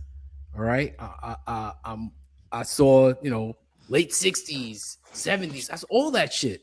So I see baseball different than you guys. I'm not the analytical shit. I don't get, but the shit with the 6-man rotation to me is I want my best pitchers pitching more than anybody else. Why do I want some scrub pitching as a 6th man in a rotation? Now he's taking maybe on that particular day, my ace was facing their 5-starter and he sucks. Guaranteed win for me, right? That's how I look at shit. I don't give a shit that you need rest. Sorry, get your ass out there and pitch. Mm-hmm. And these guys as soon as they get into a 4th inning, 2 guys on, they yank them. That's another thing. And that's all pitch count and 6-man rotation, all that. They've ruined baseball with that shit. For me. For me. And no, also, I get it. And listen, when I say I'm not even thinking because I'm like pro 6-man rotation and I gotta have Senga in there. No, I'm just picking a pitcher that I think could be a big boost, could be a wild card to next season. And then I guess I come to accept it. I don't like the whole 6-man rotation. I'm with you. Pitch guys every 5 days. I wasn't maybe not, I didn't see when they were pitching every four. It was only a 4-man. But yeah, I do come from the era of 5-man rotation. And I'm totally with you on that. And also the 6-man rotation, it handcuffs you in the bullpen. That's something that not a lot of people talk about. You can't have that many people in the bullpen. You're down a man when it comes to the bullpen. So No, but you that's a have the big innings, thing the innings when it eater, comes the to innings the eater. 6-man rotation. Yeah, let's be honest. The Mets have been talking about the 6-man rotation for how long? I don't Oh, think my we've went Lord. through. I don't think we went through one rotation with a 6-man rotation ever. It's not going to Oh, happen. it's not gonna happen. And Bro, again, I don't think I I don't think think you're a right. team wants to trade. The thing about Senga's, I don't think a team wants to deal with Senga's Yeah, I things agree and with you. stuff. You know what I'm saying? 100%. Yeah. The only reason why Senga's a wild card is because he's got more talent not named Nolan McLean or Freddie Peralta. He's more talented Exactly. than David Peterson, more talented than Sean Manaea and Clay Holmes. I mean, if you want to talk about, I don't know too much with Tong and Scott because they're still on the outs right now. But of those guys that are in this rotation, that are in the major league, Kodai Senga is more talented than those three guys. He will give you his best. You will get the best out of him than you would out of the other three. I'd have to agree with you on that. Yeah. I'd have to agree But with you. I agree with you on the fact that I can't stand this. His hair's got to be aligned and the arms got just. You got to pitch. We got to figure this out. You got to get into a rhythm. If you're pitching every fifth day, get into the rhythm. Like not everything is going to be perfect. Not everything is not everything is. He needs to. They need to just like shock his system or something. Do something. He need to just put him out there, man. Like yo, you gonna pitch. I don't care, bro. Like get him an Asian massage, You're not gonna man. pitch here then. You don't want to pitch here. Like bye bye. Take him to the Asian spa, man. let him down for a little while every fifth day. He's got a lot of that. He's got a lot of that in Flushing Main Street. He could just walk up a couple blocks. He's good. He's good. Like yo, it was what he was. What it was warming up or something. Something in Florida. The heat. Oh, it was too hot. It was too hot. I was uncomfortable. Yo, like what is this? Like you're a baseball player. You're a major league baseball player. We can't make accommodations for you every single time. But it's just a joke. That's why I think it was hard for them to trade him when there were reports that they were kind of looking into the possibilities of moving him. I don't necessarily a team is looking at that and saying, "Oh, he's good," but we have to deal with the accommodations that the Mets are rolling the carpet out for this guy. Yep. You know what I'm saying? And then the fact is, we're gonna take him with his accommodations, not knowing if he gets here, and we're gonna get the same Kodai Senga that they saw in 2023 in his rookie year, or that they saw in 2024 in his return before he got hurt again. They don't want to take that chance because it's that with the accommodations that he's asking for that no other pitcher is getting. They don't. I don't think any other team wants to deal with that hassle. The Mets are already dealing with it already. They're like, listen, we're already going through it. We might as well just try to get the best out of it before he becomes a free agent, and then we'll talk about either bringing him back with other deals in structure or just not even bringing him back and deal with it at all. If there was any guy, I thought that was going to be traded. Any guy, it was him. Any guy, it was him. It was Kodai Senga. Hey, listen, it could still happen. I don't. It could still happen. It's still time, but anything can still happen. Absolutely. Somebody gets hurt for another team in spring training, they'll be like, "Kodai, pack your shit." You know. But what I love, Hector, is that they have these so many pitchers now. They got Christian Scott. They got Jonah Tong. They got Tobias Myers. They got guys that they can kind of rely on, just in case they need them. So that's what I like. No, yeah, man, I agree. Man, I don't know. Quays, you just took one of the things that was started here on top that I was going to actually share right now because somebody was saying how the Mets were forced to go get Bichette because they missed out on Tucker. And it was, kind of like, but guys, I think we need to get over and we need to pay attention, man. We need to pay attention. It wasn't like it was a panic move. It was something that they had planned. And that's what a good front office does. You have a plan A, B, C, D, E, F, G through the whole damn alphabet if you have to. Do you remember when, Hector, you remember when the Mets used to do everything like they had to get this first deal done before they moved on and did like they got to get this done and then they can work on that. You need to, like you said, you need to have different plans for different scenarios, and that's what makes a good front office, and that's what they're doing right now. And they Yeah, had that in the this was back of just the. they were Remember, ready, man. They had put in the Right. groundwork. You know what I'm saying? They had contacted that. We found out They right. since the GM meetings they had made contact as they were getting involved with the Tucker situation. They made contact with Bichette as well. Probably when they saw that the Phillies thing was getting louder, maybe not.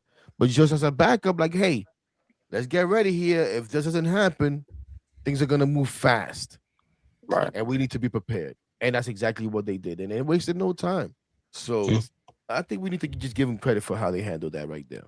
I mean, if he's the second option, third option, I don't care. He's here. Let's support the team now. They're here. Let's get going. Yep. Maybe Tobias Myers could be sneaky. Maybe he could be a starter for us. If he's starting for us, there's a problem. Who's that? Tobias Myers. Oh no. You know what? I see him more like the Trevor Williams. I see him more as a guy. reliever, but yeah, I need him to be like the Trevor Williams guy. Remember when Trevor Williams was coming in the third inning and pitching 2-3 innings and holding it down, and we were able to come back and win those games? That's what I need from him, like to be that long relief guy. Quays, give me a second, Quays. I'm gonna run through these real quick, because then I want to get the hell out of here. I want to get these guys out of here, and I want to get the hell out of here. But I do want to touch on some of these because this is something that for me, I don't know about you guys. Since the beginning of the offseason, I felt like Freddie Peralta was gonna be the guy. I felt like Freddie Peralta was be the guy that David Stearns would feel comfortable making a trade and spending the assets that it was gonna take because he knows the player, right? He knows the player. He knows the organization. He knows the counterpart that he's dealing with. He's not going to get fleeced. I felt like that from the beginning, and I said it over and over. And I also feel that Freddie Peralta could be the guy that David Stearns says, you know what? I'll give you an extension because, again, he knows the player both in and out, on and off the field. Also, you know Scott Boras isn't his agent. And Scott Boras and his agent. And we found out that Peralta's been amenable to a. I even saw today that he wanted to be traded somewhere where he could possibly come to an extension. He got family in Queens. And he was trying to get an extension in Milwaukee. Now you're telling me he has family in Queens. So I think Peralta will be a guy that definitely both sides will feel comfortable making an extension. And I could see it happening in spring training. I'll say that. I don't know if you guys want to add anything to that. I agree. Yeah, I agree. Let's see. Again, hopefully, but Lisa said you guys better do this more often. Great show tonight. Appreciate you, Lisa. It ain't gonna be a lot because everybody's busy and everybody got their own thing. But hopefully, we'll do this once a month and we're gonna bring guys through. This has gone a lot better than I thought. Not a lot better than I thought. Has flown, and it's because these guys are professionals. It's been fluid, you know what I'm saying? We haven't chopped over each other or anything like that. It's been pretty damn good, so it can work. Professional. Take the compliment. If anybody's seen my shit, you know I ain't no professional. Take the compliment. Dono says re-sign Marte for the vibes. Where are we on Starling Marte and the bench? That's exactly what I would bring him back for. I would bring him back to be a bench piece, just a bench piece. How can you a bench piece and you can't play anything? That's the problem, right? You could be you already have Tyrone Taylor. He could be your pitch hitter. He could just be your pitch hitter. He doesn't. I mean, the outfield. If you want to for 3 weeks, where is he gonna play though? I get it. The injury, I understand, but man, he's a good hitter. 100%. You're right. Where's he gonna play? Where's he gonna play? Because Beatty's gonna be your utility guy. You got Tyrone Taylor's the backup outfielder. You got Mark Vientos is going to probably be the DH. I just don't know where you play Starling Marte at this point. No, you just have him on the captain. You just have him on the bench, bro. I don't know, man. You just have him on the bench. He cannot take away at bats from younger players. That's what you tell him, man. You cannot take at bats from a Mark Vientos. You cannot take at bats from a Brett Beatty, any young players. So but you can be the bench piece. Put him in charge of Latin public relations or some shit like that. Put him in charge of the Blood Doors Land Roundtable. Who's the guy on the bench right now that you trust? Nobody. Talk about that bench. When you look at Fangraphs and you look at their roster Torrens. and the way they have it laid out, they have Ronnie Mauricio on the bench. Where are you My guys? guy? Yeah, your guy. Where are you guys on Ronnie? I'm on the Ronnie needs to start the year in AAA. Yeah, Yes. he's not. Yeah. He only has Same. one option left. He's got to Yeah. start in AAA. Yeah, I agree. Yeah, same. I agree. They Absolutely rushed agree. him up. In AAA. They rushed him up too fast because I think Vientos got hurt. Yep. And he wasn't healthy himself. You could tell at the plate he wasn't healthy. And even towards the end of the season, I think he kind of felt jaded a little bit because he wasn't focused. No. He was getting No. picked off. He wasn't playing good defense. Like it wasn't the Ronnie that we saw in 2023. Bingo. Look at this comment here, guys. Even if they got Bichette, do we honestly think Beatty's going to progress sitting on the? Well, they got Bichette. Do we honestly think Beatty's going to progress sitting on the bench again? If he can't play left field, then we screwed. I don't know about us being screwed if he can't play left field. I mean, Well, there's Honestly, I still think multiple Beatty should be options. traded. I came into this offseason saying, out of the four, Vientos, Acuna, Beatty, and Mauricio, at least two need to go. One is gone. We need to figure out what to do with out of these next three. And if it's up to me, do I need to say what I feel about Vientos and whether I want to trade him? I don't think so. And I'm taking Mauricio over Beatty any day of the week. I think Mauricio has an opportunity to be electric. We I had know that it's been conversation, uneven. We had that conversation, me and you. Remember? I think you did ask me that, Yeah, right? Yeah. It was three of them, though. It was three of them. Right. It was Mauricio, Vientos, and Beatty. You I can only still- keep two. I still think but what's his face? Beatty could possibly be traded. Because listen, that is fair. Like, is it fair to keep him on the bench? Should he go somewhere and play?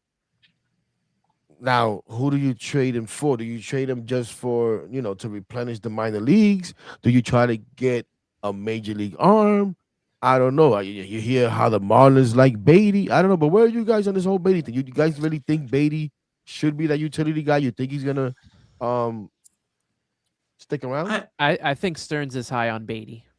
Yeah, I I agree. think he is. We've heard it in press conferences. They even talked, even after the Bo Bichette signing, he reassured him that he was going to get a certain amount of at-bats. They were going to play him all over the field. Look, Simeon's Yeah, I saw that. 35, 36. You could plug him in at second base a couple of days. If Bichette's needs to play DH, you can plug him in at third base. He'll probably get some time at first. He'll Yeah. play in left field.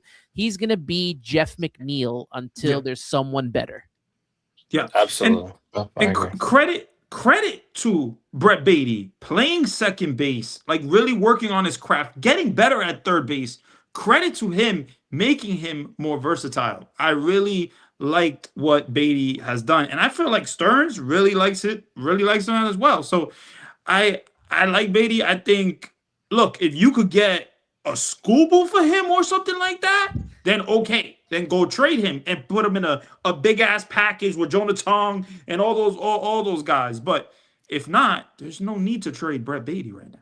There is no need to trade Brett Beatty because right. Brett Beatty's a big piece. And also, Bo Bichette, he has an opt-out after the first year and the second year. So it's not like Bo Bichette is gonna be here forever. And you have Brett Beatty, waiting.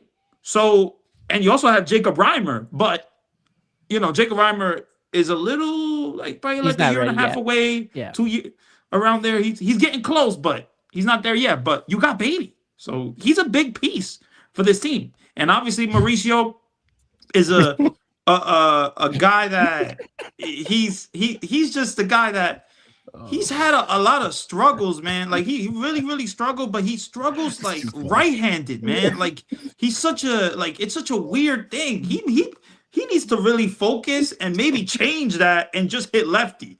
Because at the end of the day, he needs to get better. But also, he needs to make more damn contact. Mauricio was striking out so much, wasn't making much contact, and swinging at everything. Like, Ronnie Mauricio needs to get better, and the speed. The torn ACL, I don't know what the hell happened. I guess it was the injury, but he has not come back the same. He has not. I like Mauricio a lot, and I think he has a really good ceiling. But there's a lot of things he needs to work on as a baseball player, and he has to, like I said, play more baseball. That's what he has to do. And I'm the biggest Ronnie guy. I want Ronnie to be a Met forever if it was up to me. But I want him to be successful, and I want the team to be successful. So what we got to do here? I don't know. Are we just gonna wait for him in AAA? Are you gonna put him at AAA, let him play there the whole year, and maybe the next year call him up? Or are you gonna trade Ronnie Mauricio and maybe for a better piece that you need for this team? I have no clue. Well, maybe he should start learning how to play third because Bo Bichette's probably going to be here for well, at least at this point, we know he's going to be here for a year. Yeah, there's no one playing first base right now if you count Jorge Polanco. So Well, he might need to start learning how to play new positions, just like Brett Beatty did, and that's why Brett Beatty is still going to be here because he's going to be your utility guy. Look, they traded Jeff McNeil, who was their veteran utility guy, and they traded Luis Angel Acuna, who's better defensively. As the utility guy, and they like Beatty. I mean, I think Stearns likes Beatty. And that sounds a little like white privilege to me, but they also waited way too long. They also waited way too long to change his position in the minors. Way too long. He was playing shortstop. Once you got Francisco Lindor, you should have tried to change his position, but you took more time and you hurt the kid. So that kid is tall, that kid is strong, but third base, he looks pretty good defensively. He looks slow at times, but the defensive metrics really like Ronnie Mauricio, maybe because of his really good arm. Yeah. But I don't know. Maybe he does need to learn first base or something. Maybe he does need to make himself more versatile, but he needs to do something, and the Mets need to figure that out. What hurt Mauricio was getting hurt in the Winter League. Yeah. That was the biggest impact. I killed him because he needed to play. He neneeded to play, and he has. And he would have probably got the job. Like it was between Beatty and Mauricio that year, and Mauricio would probably won it. So, Ant talks about it. Ant talks about it all the time when we were at the Mets game and he hit the bomb to Coca-Cola corner. Me and him just looked at each other like this kid's gonna be a stud. And then all of a sudden he gets hurt in December of 2023, and we're just like, oh my god. I was so pissed off. I hated that shit. But also, we'll see what happens, man. We'll see what happens with all those guys. Listen, all great points. Credit to Beatty making himself kind of a utility guy who's able to not keep himself on the team. Marine on the comments made a great point. As much as I love Mark Vientos, the reality is, yes, he is a 1-2 guy and will probably be the guy that gets traded. And now he's a Scott Boras guy. He has a lot of things going against already. Him. Yeah, he has a lot of things going against him. So it could be, and then at the same time, it could be that none of those guys get traded. Maybe it is a Mauricio. Maybe it's not. We'll see how that all plays out. But again, man, thank you guys for your time. It's been a long time, but it's been fun. It hasn't even felt like an hour and 40 minutes. But before we get out of here, I did ask all these gentlemen for their mock lineups. So we're going to go through that real quick. And we're going to start with mine. Quay's going to bring him up. And for me, listen, man, I got to be honest. I did this lineup, and I don't even like it. One, because I have a hard time with this new age and having a guy like Soto batting second. But when I look at the guys that we have and how it lays out, yeah, that's what what are we waiting for? You gonna bring the lineups up or not, man? I don't even fucking remember my lineup, bro. What's wrong with you, man? This guy's sleeping today. But as you can see, mine there, the first one all the way on the left, I got Lindor leading off. I got Soto. I got Bichette. I got Polanco at first base, and where it's going to get crazy, and maybe not so crazy because somebody else got him in there. But I got Vientos batting cleanup at DH. Batting fifth at DH. And I flirted with the idea of doing what I wanted to do last year and putting them second, and Soto third, and Bichette fourth. I really did. But then I got Simeon, a little bit like I think Randy was saying, right? Good professional hitter. He's had the high home run years. So Vientos doesn't get the job done. A guy like Simeon after him. We've talked about some. I think one of you guys mentioned Alvy being the wild card. I'm expecting a big year for Alvy. I'm expecting a big year for Alvy, so I got him in there seventh, and then I got Robert Jr. in center field batting eighth, and I gotta put Benz like everybody's done in left field because who the hell else am I gonna put there? You know what I'm saying? Unless you want to start Beatty in left field, maybe you could do that. You could mess around and put Beatty in left field. Now that I'm looking at it, but I'm gonna go with the rookie, give him the benefit of the doubt. But that's my lineup. And since yours is next on the list, I'll let you go through yours, and you want to add your reasoning if you want to, and I'll just go right through it. But everybody can see it there. I got Lindor batting first because he has a cool walk-up song. Soto second, like everybody else does. Bichette third.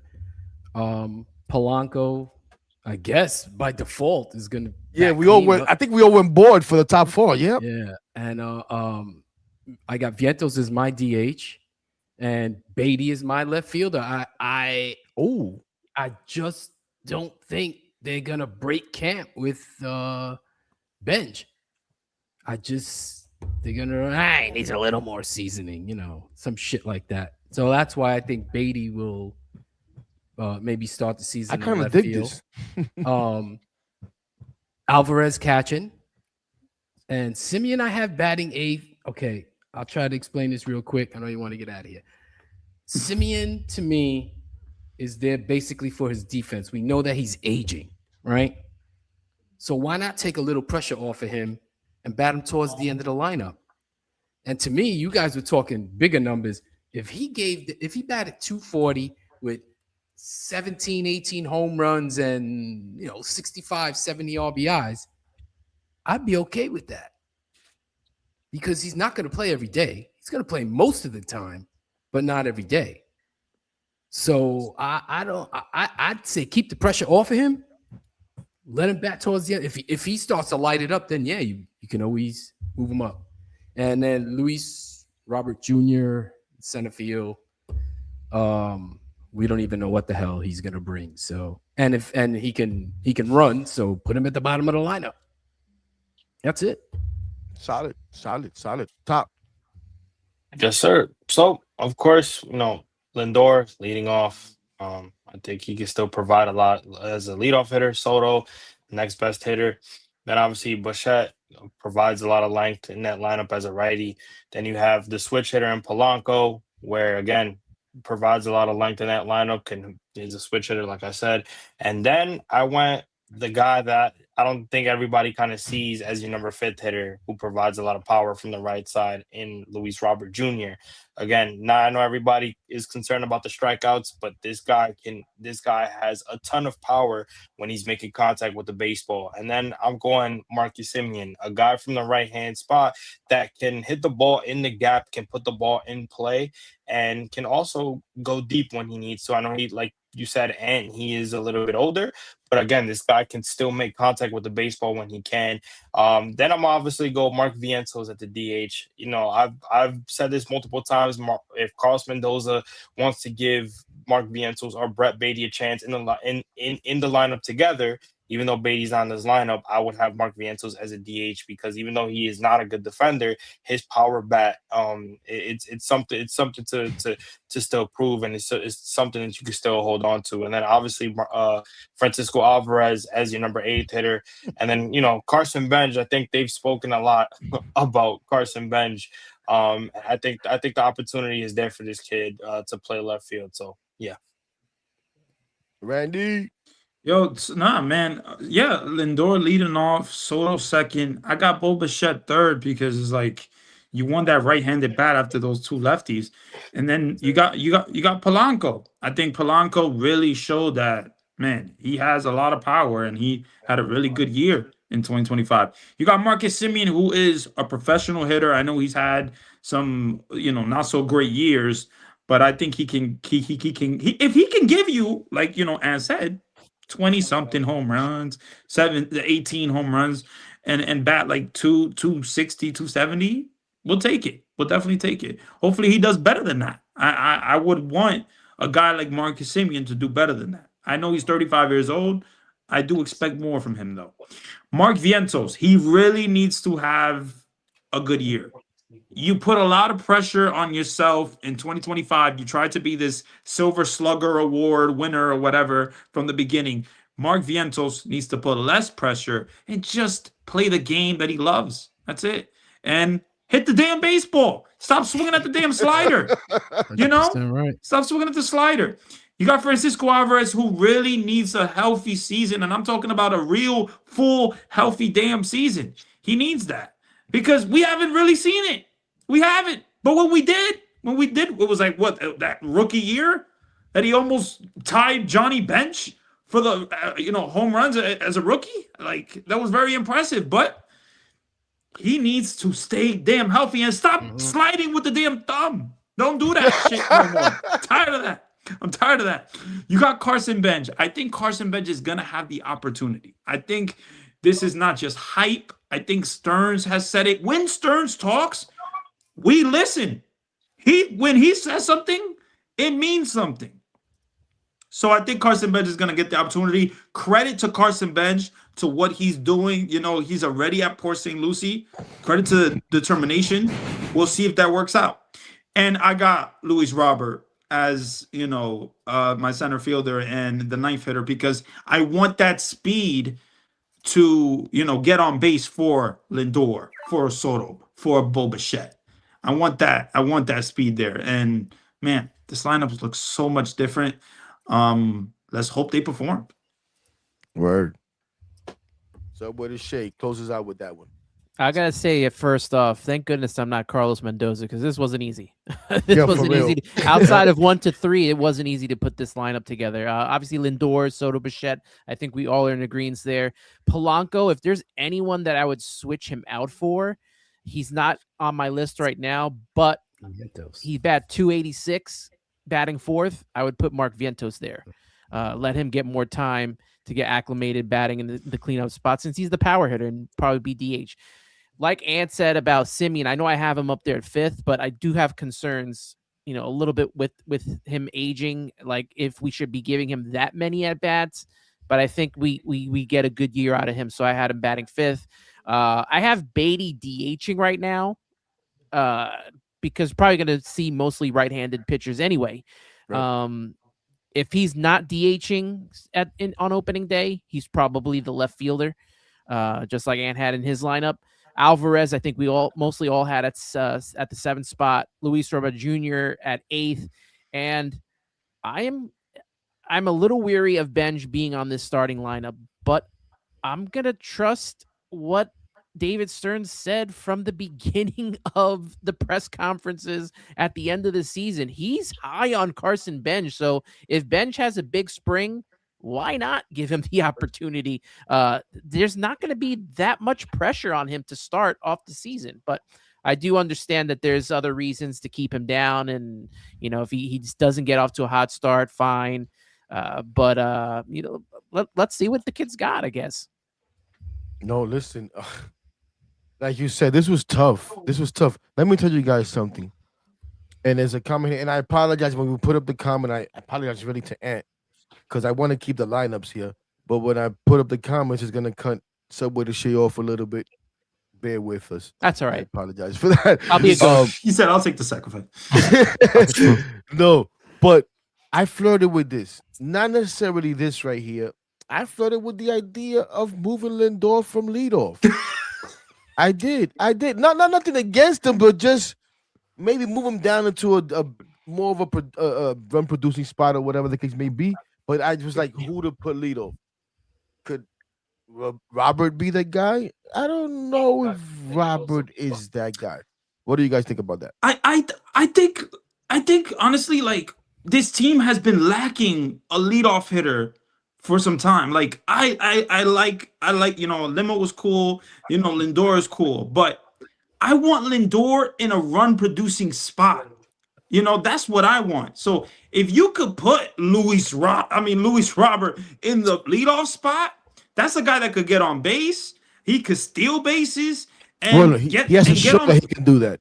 But there is an issue, and it's the performance of his recent years and also his lack of playing time, that he's had. So I get it, But if you could get that 2023 guy, I'm putting him as my leadoff for sure. Anybody else want to chime in on that? I asked this question on X. Where do you think he belongs? And even on the podcast, a lot of people just say 7 or 8. Some will say 9 too, because batting leadoff that only works at the first at bat of the game. Then you're cycling through the lineup. You have him at 9. It's kind of like having another leadoff guy almost. Correct. Yes. 100%. Yep. Now somebody said here, and I'm losing it now because there's too much stuff going on. And Quay's put something up there for me in the stars, and then he takes it down. But somebody has said that I'd hit that podcast and had the best lineup. And I gotta be honest, I gotta give you kudos for the Beatty in left field. I really do. I gotta give you kudos for that. And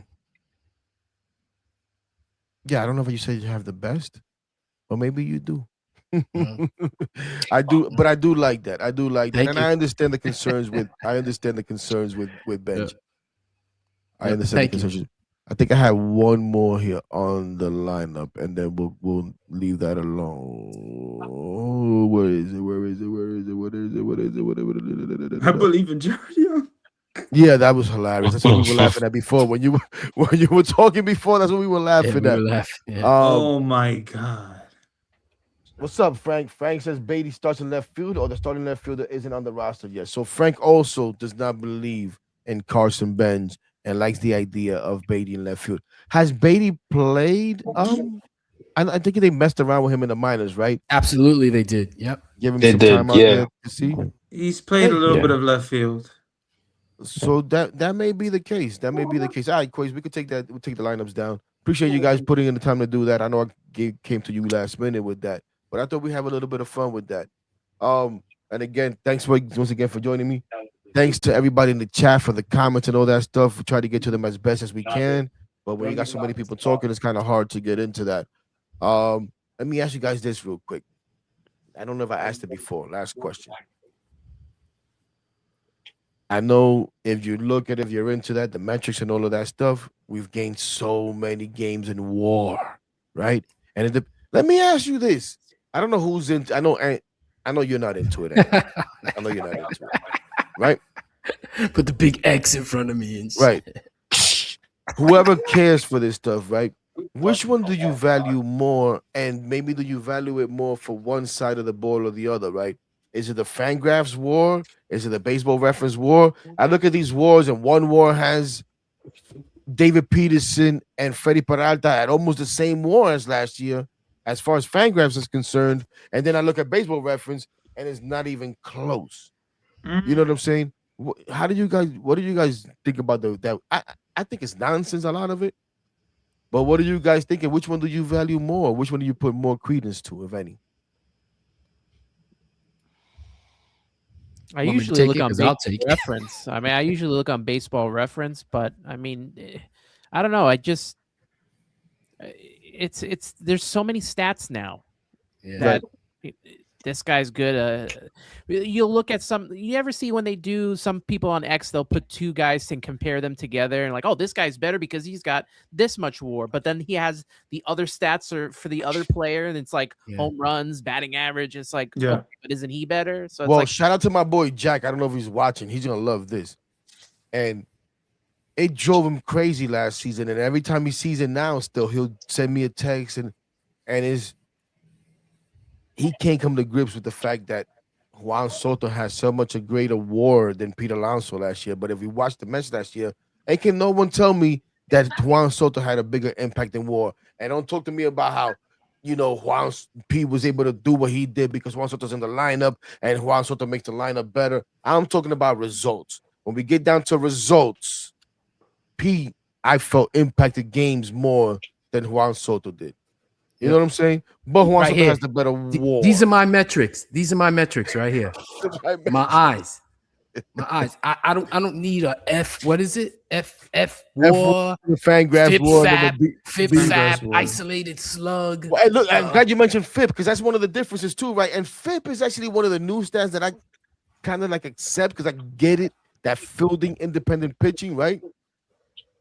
And I would think when you're gonna do that for pitching, I would think that's an important stat. And Baseball Reference does not go by FIP when they do their war, as and Fangraphs Th- does, right? this is why Juan Soto has a higher WAR than Pete Alonso.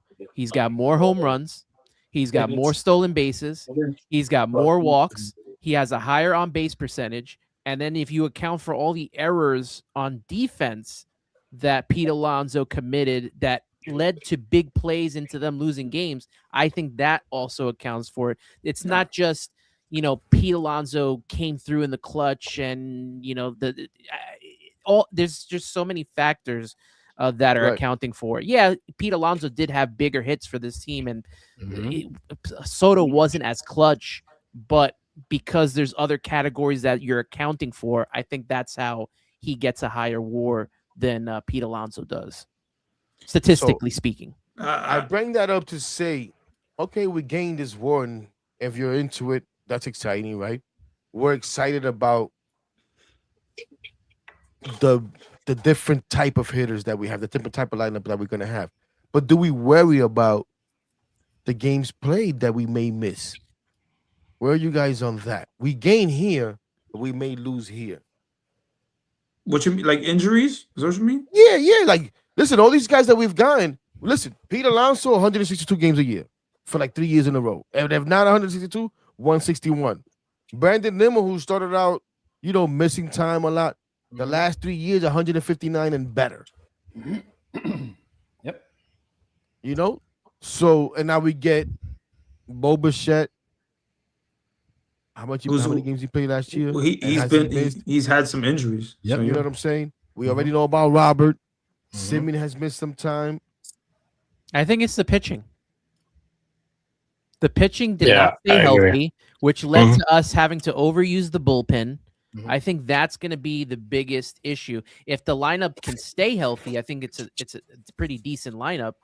But the pitching has to stay healthy. They need to give us more than 4, 5. Like, to request 5 innings from these guys is absolutely ridiculous. They should be giving us 5 innings. They shouldn't be taken out early after 98 pitches while they're pitching a gem. They should be doing these things. And the fact that they get hurt, they're not pitching enough. Now we got to spend time going into the bullpen, using up all the guys in one game. That hurts. That hurts this team, and they got to figure that out. Yeah, I'm not the biggest like war guy. I don't think I'm the biggest war guy, but when I look at the offense, I mean, of a player, I look at the runs that they batted in. I look at it, they hitting with runners in score position. I look at the batting average. I think that's huge. But realistically, that's what I look at. And the defense, I do look at the defense, but Juan Soto was absolutely horrible in the beginning of the year with runners in scoring position. Absolutely horrible. But what he did in the second half was amazing. I mean, it's Juan Soto. He's gonna get on base. He always got on base, but like he was not hitting in the clutch. But then he was hitting in the clutch in the second half. So I think when it comes to war, it's just I don't know. It's interesting. It's an interesting way to look at it. Wins above replace. I get it, but I'm just not the biggest war guy. I don't know. Just Yeah, I don't get it. I don't get it. I don't care about it. I don't get it, man. To me, I'm with you guys on that. I'm with you guys on that. It's at bats, hits, average, home runs, RBIs. The result stats. Right. That's what it is for me. Tangible- Those are tangible results. Those are stats. result stats. You know what I'm Yeah. saying? All these other metric stuff is adjusted for this, Yes. adjusted for that, Right. and like I don't care about that. Right. What really happened? Mm-hmm. You know what I'm saying? To me, that's GM, front office, and agent speak. You know what I'm saying? To me, a lot of those numbers resulted because Scott Boras used to walk to these teams into the office, into these meetings with this binder, and used to overwhelm these teams. Right. And they say, okay, we need to get prepared. And then they Yes. started doing some of the same thing. And now Right. they've Right. bombarded us with this crap. But I don't care for it either. Trust me, I really don't. I really don't. Guys, I really don't want to take you guys much longer. Appreciate you guys so much. It's past midnight. Football playoffs, Final Four. We came right after that. I'm pretty sure people are watching post games and all that stuff. Excited about the football, but we still were able to get right now. Over 700 plus of the beautiful people up in here. That's awesome. So we appreciate you guys. I'll let you guys go around real quick. Any final thoughts? If not, we'll get the hell out of here. And we hope to do this again during the season. And I got another round table that I'm cooking up. That's not going to be a concurrent one, but that's one that we're going to do to wrap up the offseason. But we'll talk about that. But any final thoughts from you guys? And let the people know where to find you. If you don't have a final thought, let the people know. I know we did it in the beginning, but let the people know what you got coming up, anything, where to find you. And don't cut your shit. Go ahead. You can go first if you want. Me? Which Ant? Yeah, you. I see you out there. You're about to say something like nobody watches us. Nobody does. Anyway, if you do want to watch us, we're usually live on Tuesday night, 7 p.m. It's the I'd Hit That podcast. It's all one word. Don't space it because you're gonna get some drummers fucking podcasts and they suck. But yeah, all one word. Like I said, it's me and my boy Mikey, and we usually it's Met centric pretty much, but we do all kind of shit. And at the end, we do a segment called the 2-minute warning, where we just find somebody who messed up. Usually, it's in sports, or it could be anybody, P. Diddy, Tyler Perry, anybody, and we just kick them while they're down. We just shit all over them. That's basically what we do. And we don't care. So, if you guys want to watch something a little different, come by and see us, man. And honestly, man, it was a pleasure hanging with you guys, man. No, for sure. And appreciate I do have everybody's YouTube in the description to this episode, so you can also find it there. Whoever wants to go next, go ahead. Nope. Okay, go ahead, Top. I thought Top was going. He leaned in. No, sorry, I was looking at a stat right here because you guys were talking about the war thing. I was kind of looking at a player real quick. No, man. First and foremost, Hector, you're my guy. Shout out to Blunt Thoughts. Appreciate you having me. This is dope.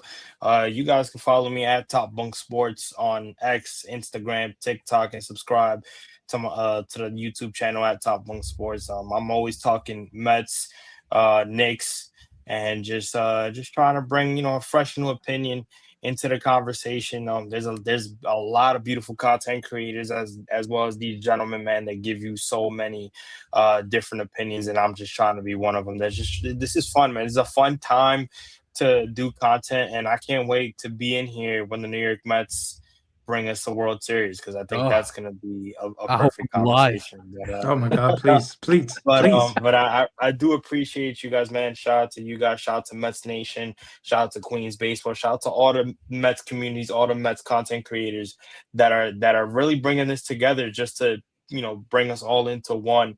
And like I said, hopefully we all could come together in front of Citi Field and celebrate that championship. Hell yeah. Randy, go ahead, brother. Yo, Hector, man, great freaking show, man. I mean, this was awesome. This was a great idea. I absolutely love this idea. I think we all have real chemistry here, and I think eventually we got to give the people some Spanish, though. If we're gonna call this a Latino round table, but anyway. 50-50. Nah, tú sabes, it's been a good show. But I think you can follow me on Randy Talks Mets.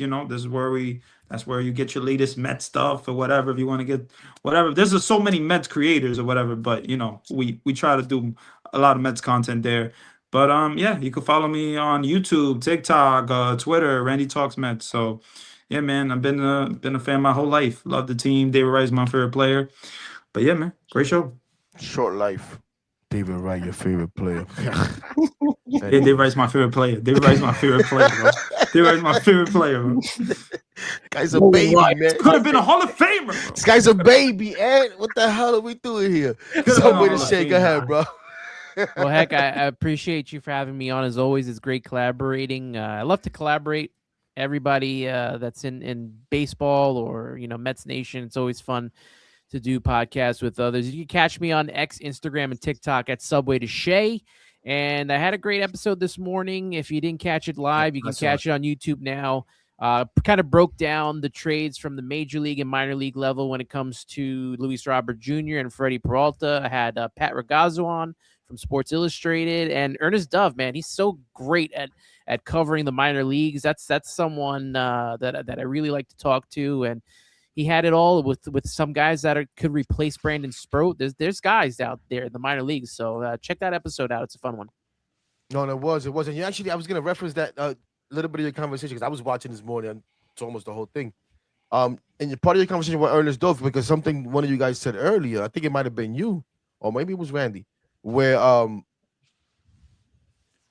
the guys that we're so stacked in the minors, there's so much that some guys may have to start double A, lower than triple A. Yeah. And that's something that Ernest Dove was talking about, especially Yeah. with the pitching, where some guys have already They have no alluded to choice. him, like, hey, we ain't got much of a choice. We think we should be in triple A or maybe, but we know we're gonna start in double A and stuff. And those are good problems to have. Mhm. Those are great problems to have. But no, like Ann said, that was a great episode. Go check that out. Like Darren said, man, Ann is the only one here with actually a regularly scheduled show. So good job by him. I try to have a regularly scheduled Sunday night show, but it could be 8 o'clock, it could be 9 o'clock, and it could be 10 o'clock like it was tonight. I'm all over the place. And sometimes we do it Monday. But Ed has his 10 a.m., which I thought was a phenomenal idea. I thought it was something that I was flirting with, and then Ed did it, and I was like, okay, I got to step back.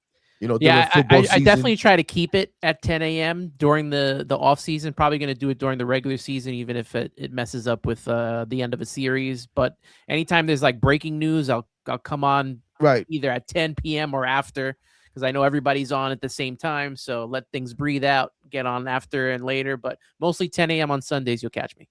No. So, and it's a good thing. People know where to find you. That's that consistency, which they don't Yes. get from Blunt Thoughts.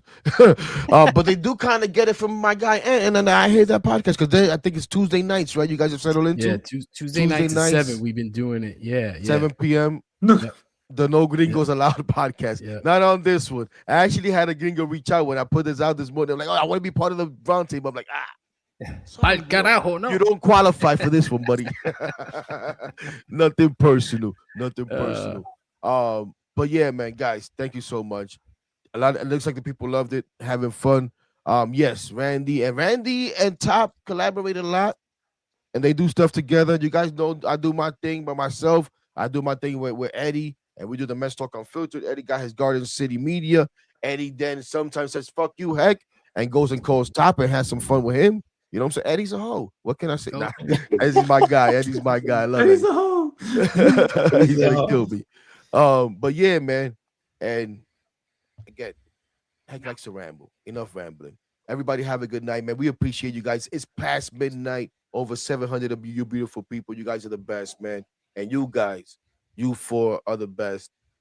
I'm just here hanging out, man. Nah, man. You already know. Nah, it was great, man. Nah, Hector, you're great, bro. Awesome. Yeah. Appreciate it. All right, don't make me take you guys off the screen. Shut the hell up. Yo, good night, everybody, man. And you already know what it is. No matter what the hell is going on, we could be under a foot of snow. It could be 10 degrees below. It's always, let's go Mets, baby. Peace. What do you think, Quaze? Oh, and shout out to Quaze. Hold on. I'm glad you was late because I think you're sleeping. But even though you're sleeping, shout out to Quaze, man, hanging out backstage. Shout out to Quaze, man. The honorary non-Latino, Quaze, the man. only non-Latino that gets into Latino broadcast, into the Latino podcast. I'm saying, my Jamaican brother, Quaze, shout out to him helping us out, hooking up the mock lineups and all that good stuff. Now, can you do your thing and close us out, brother? Let's go.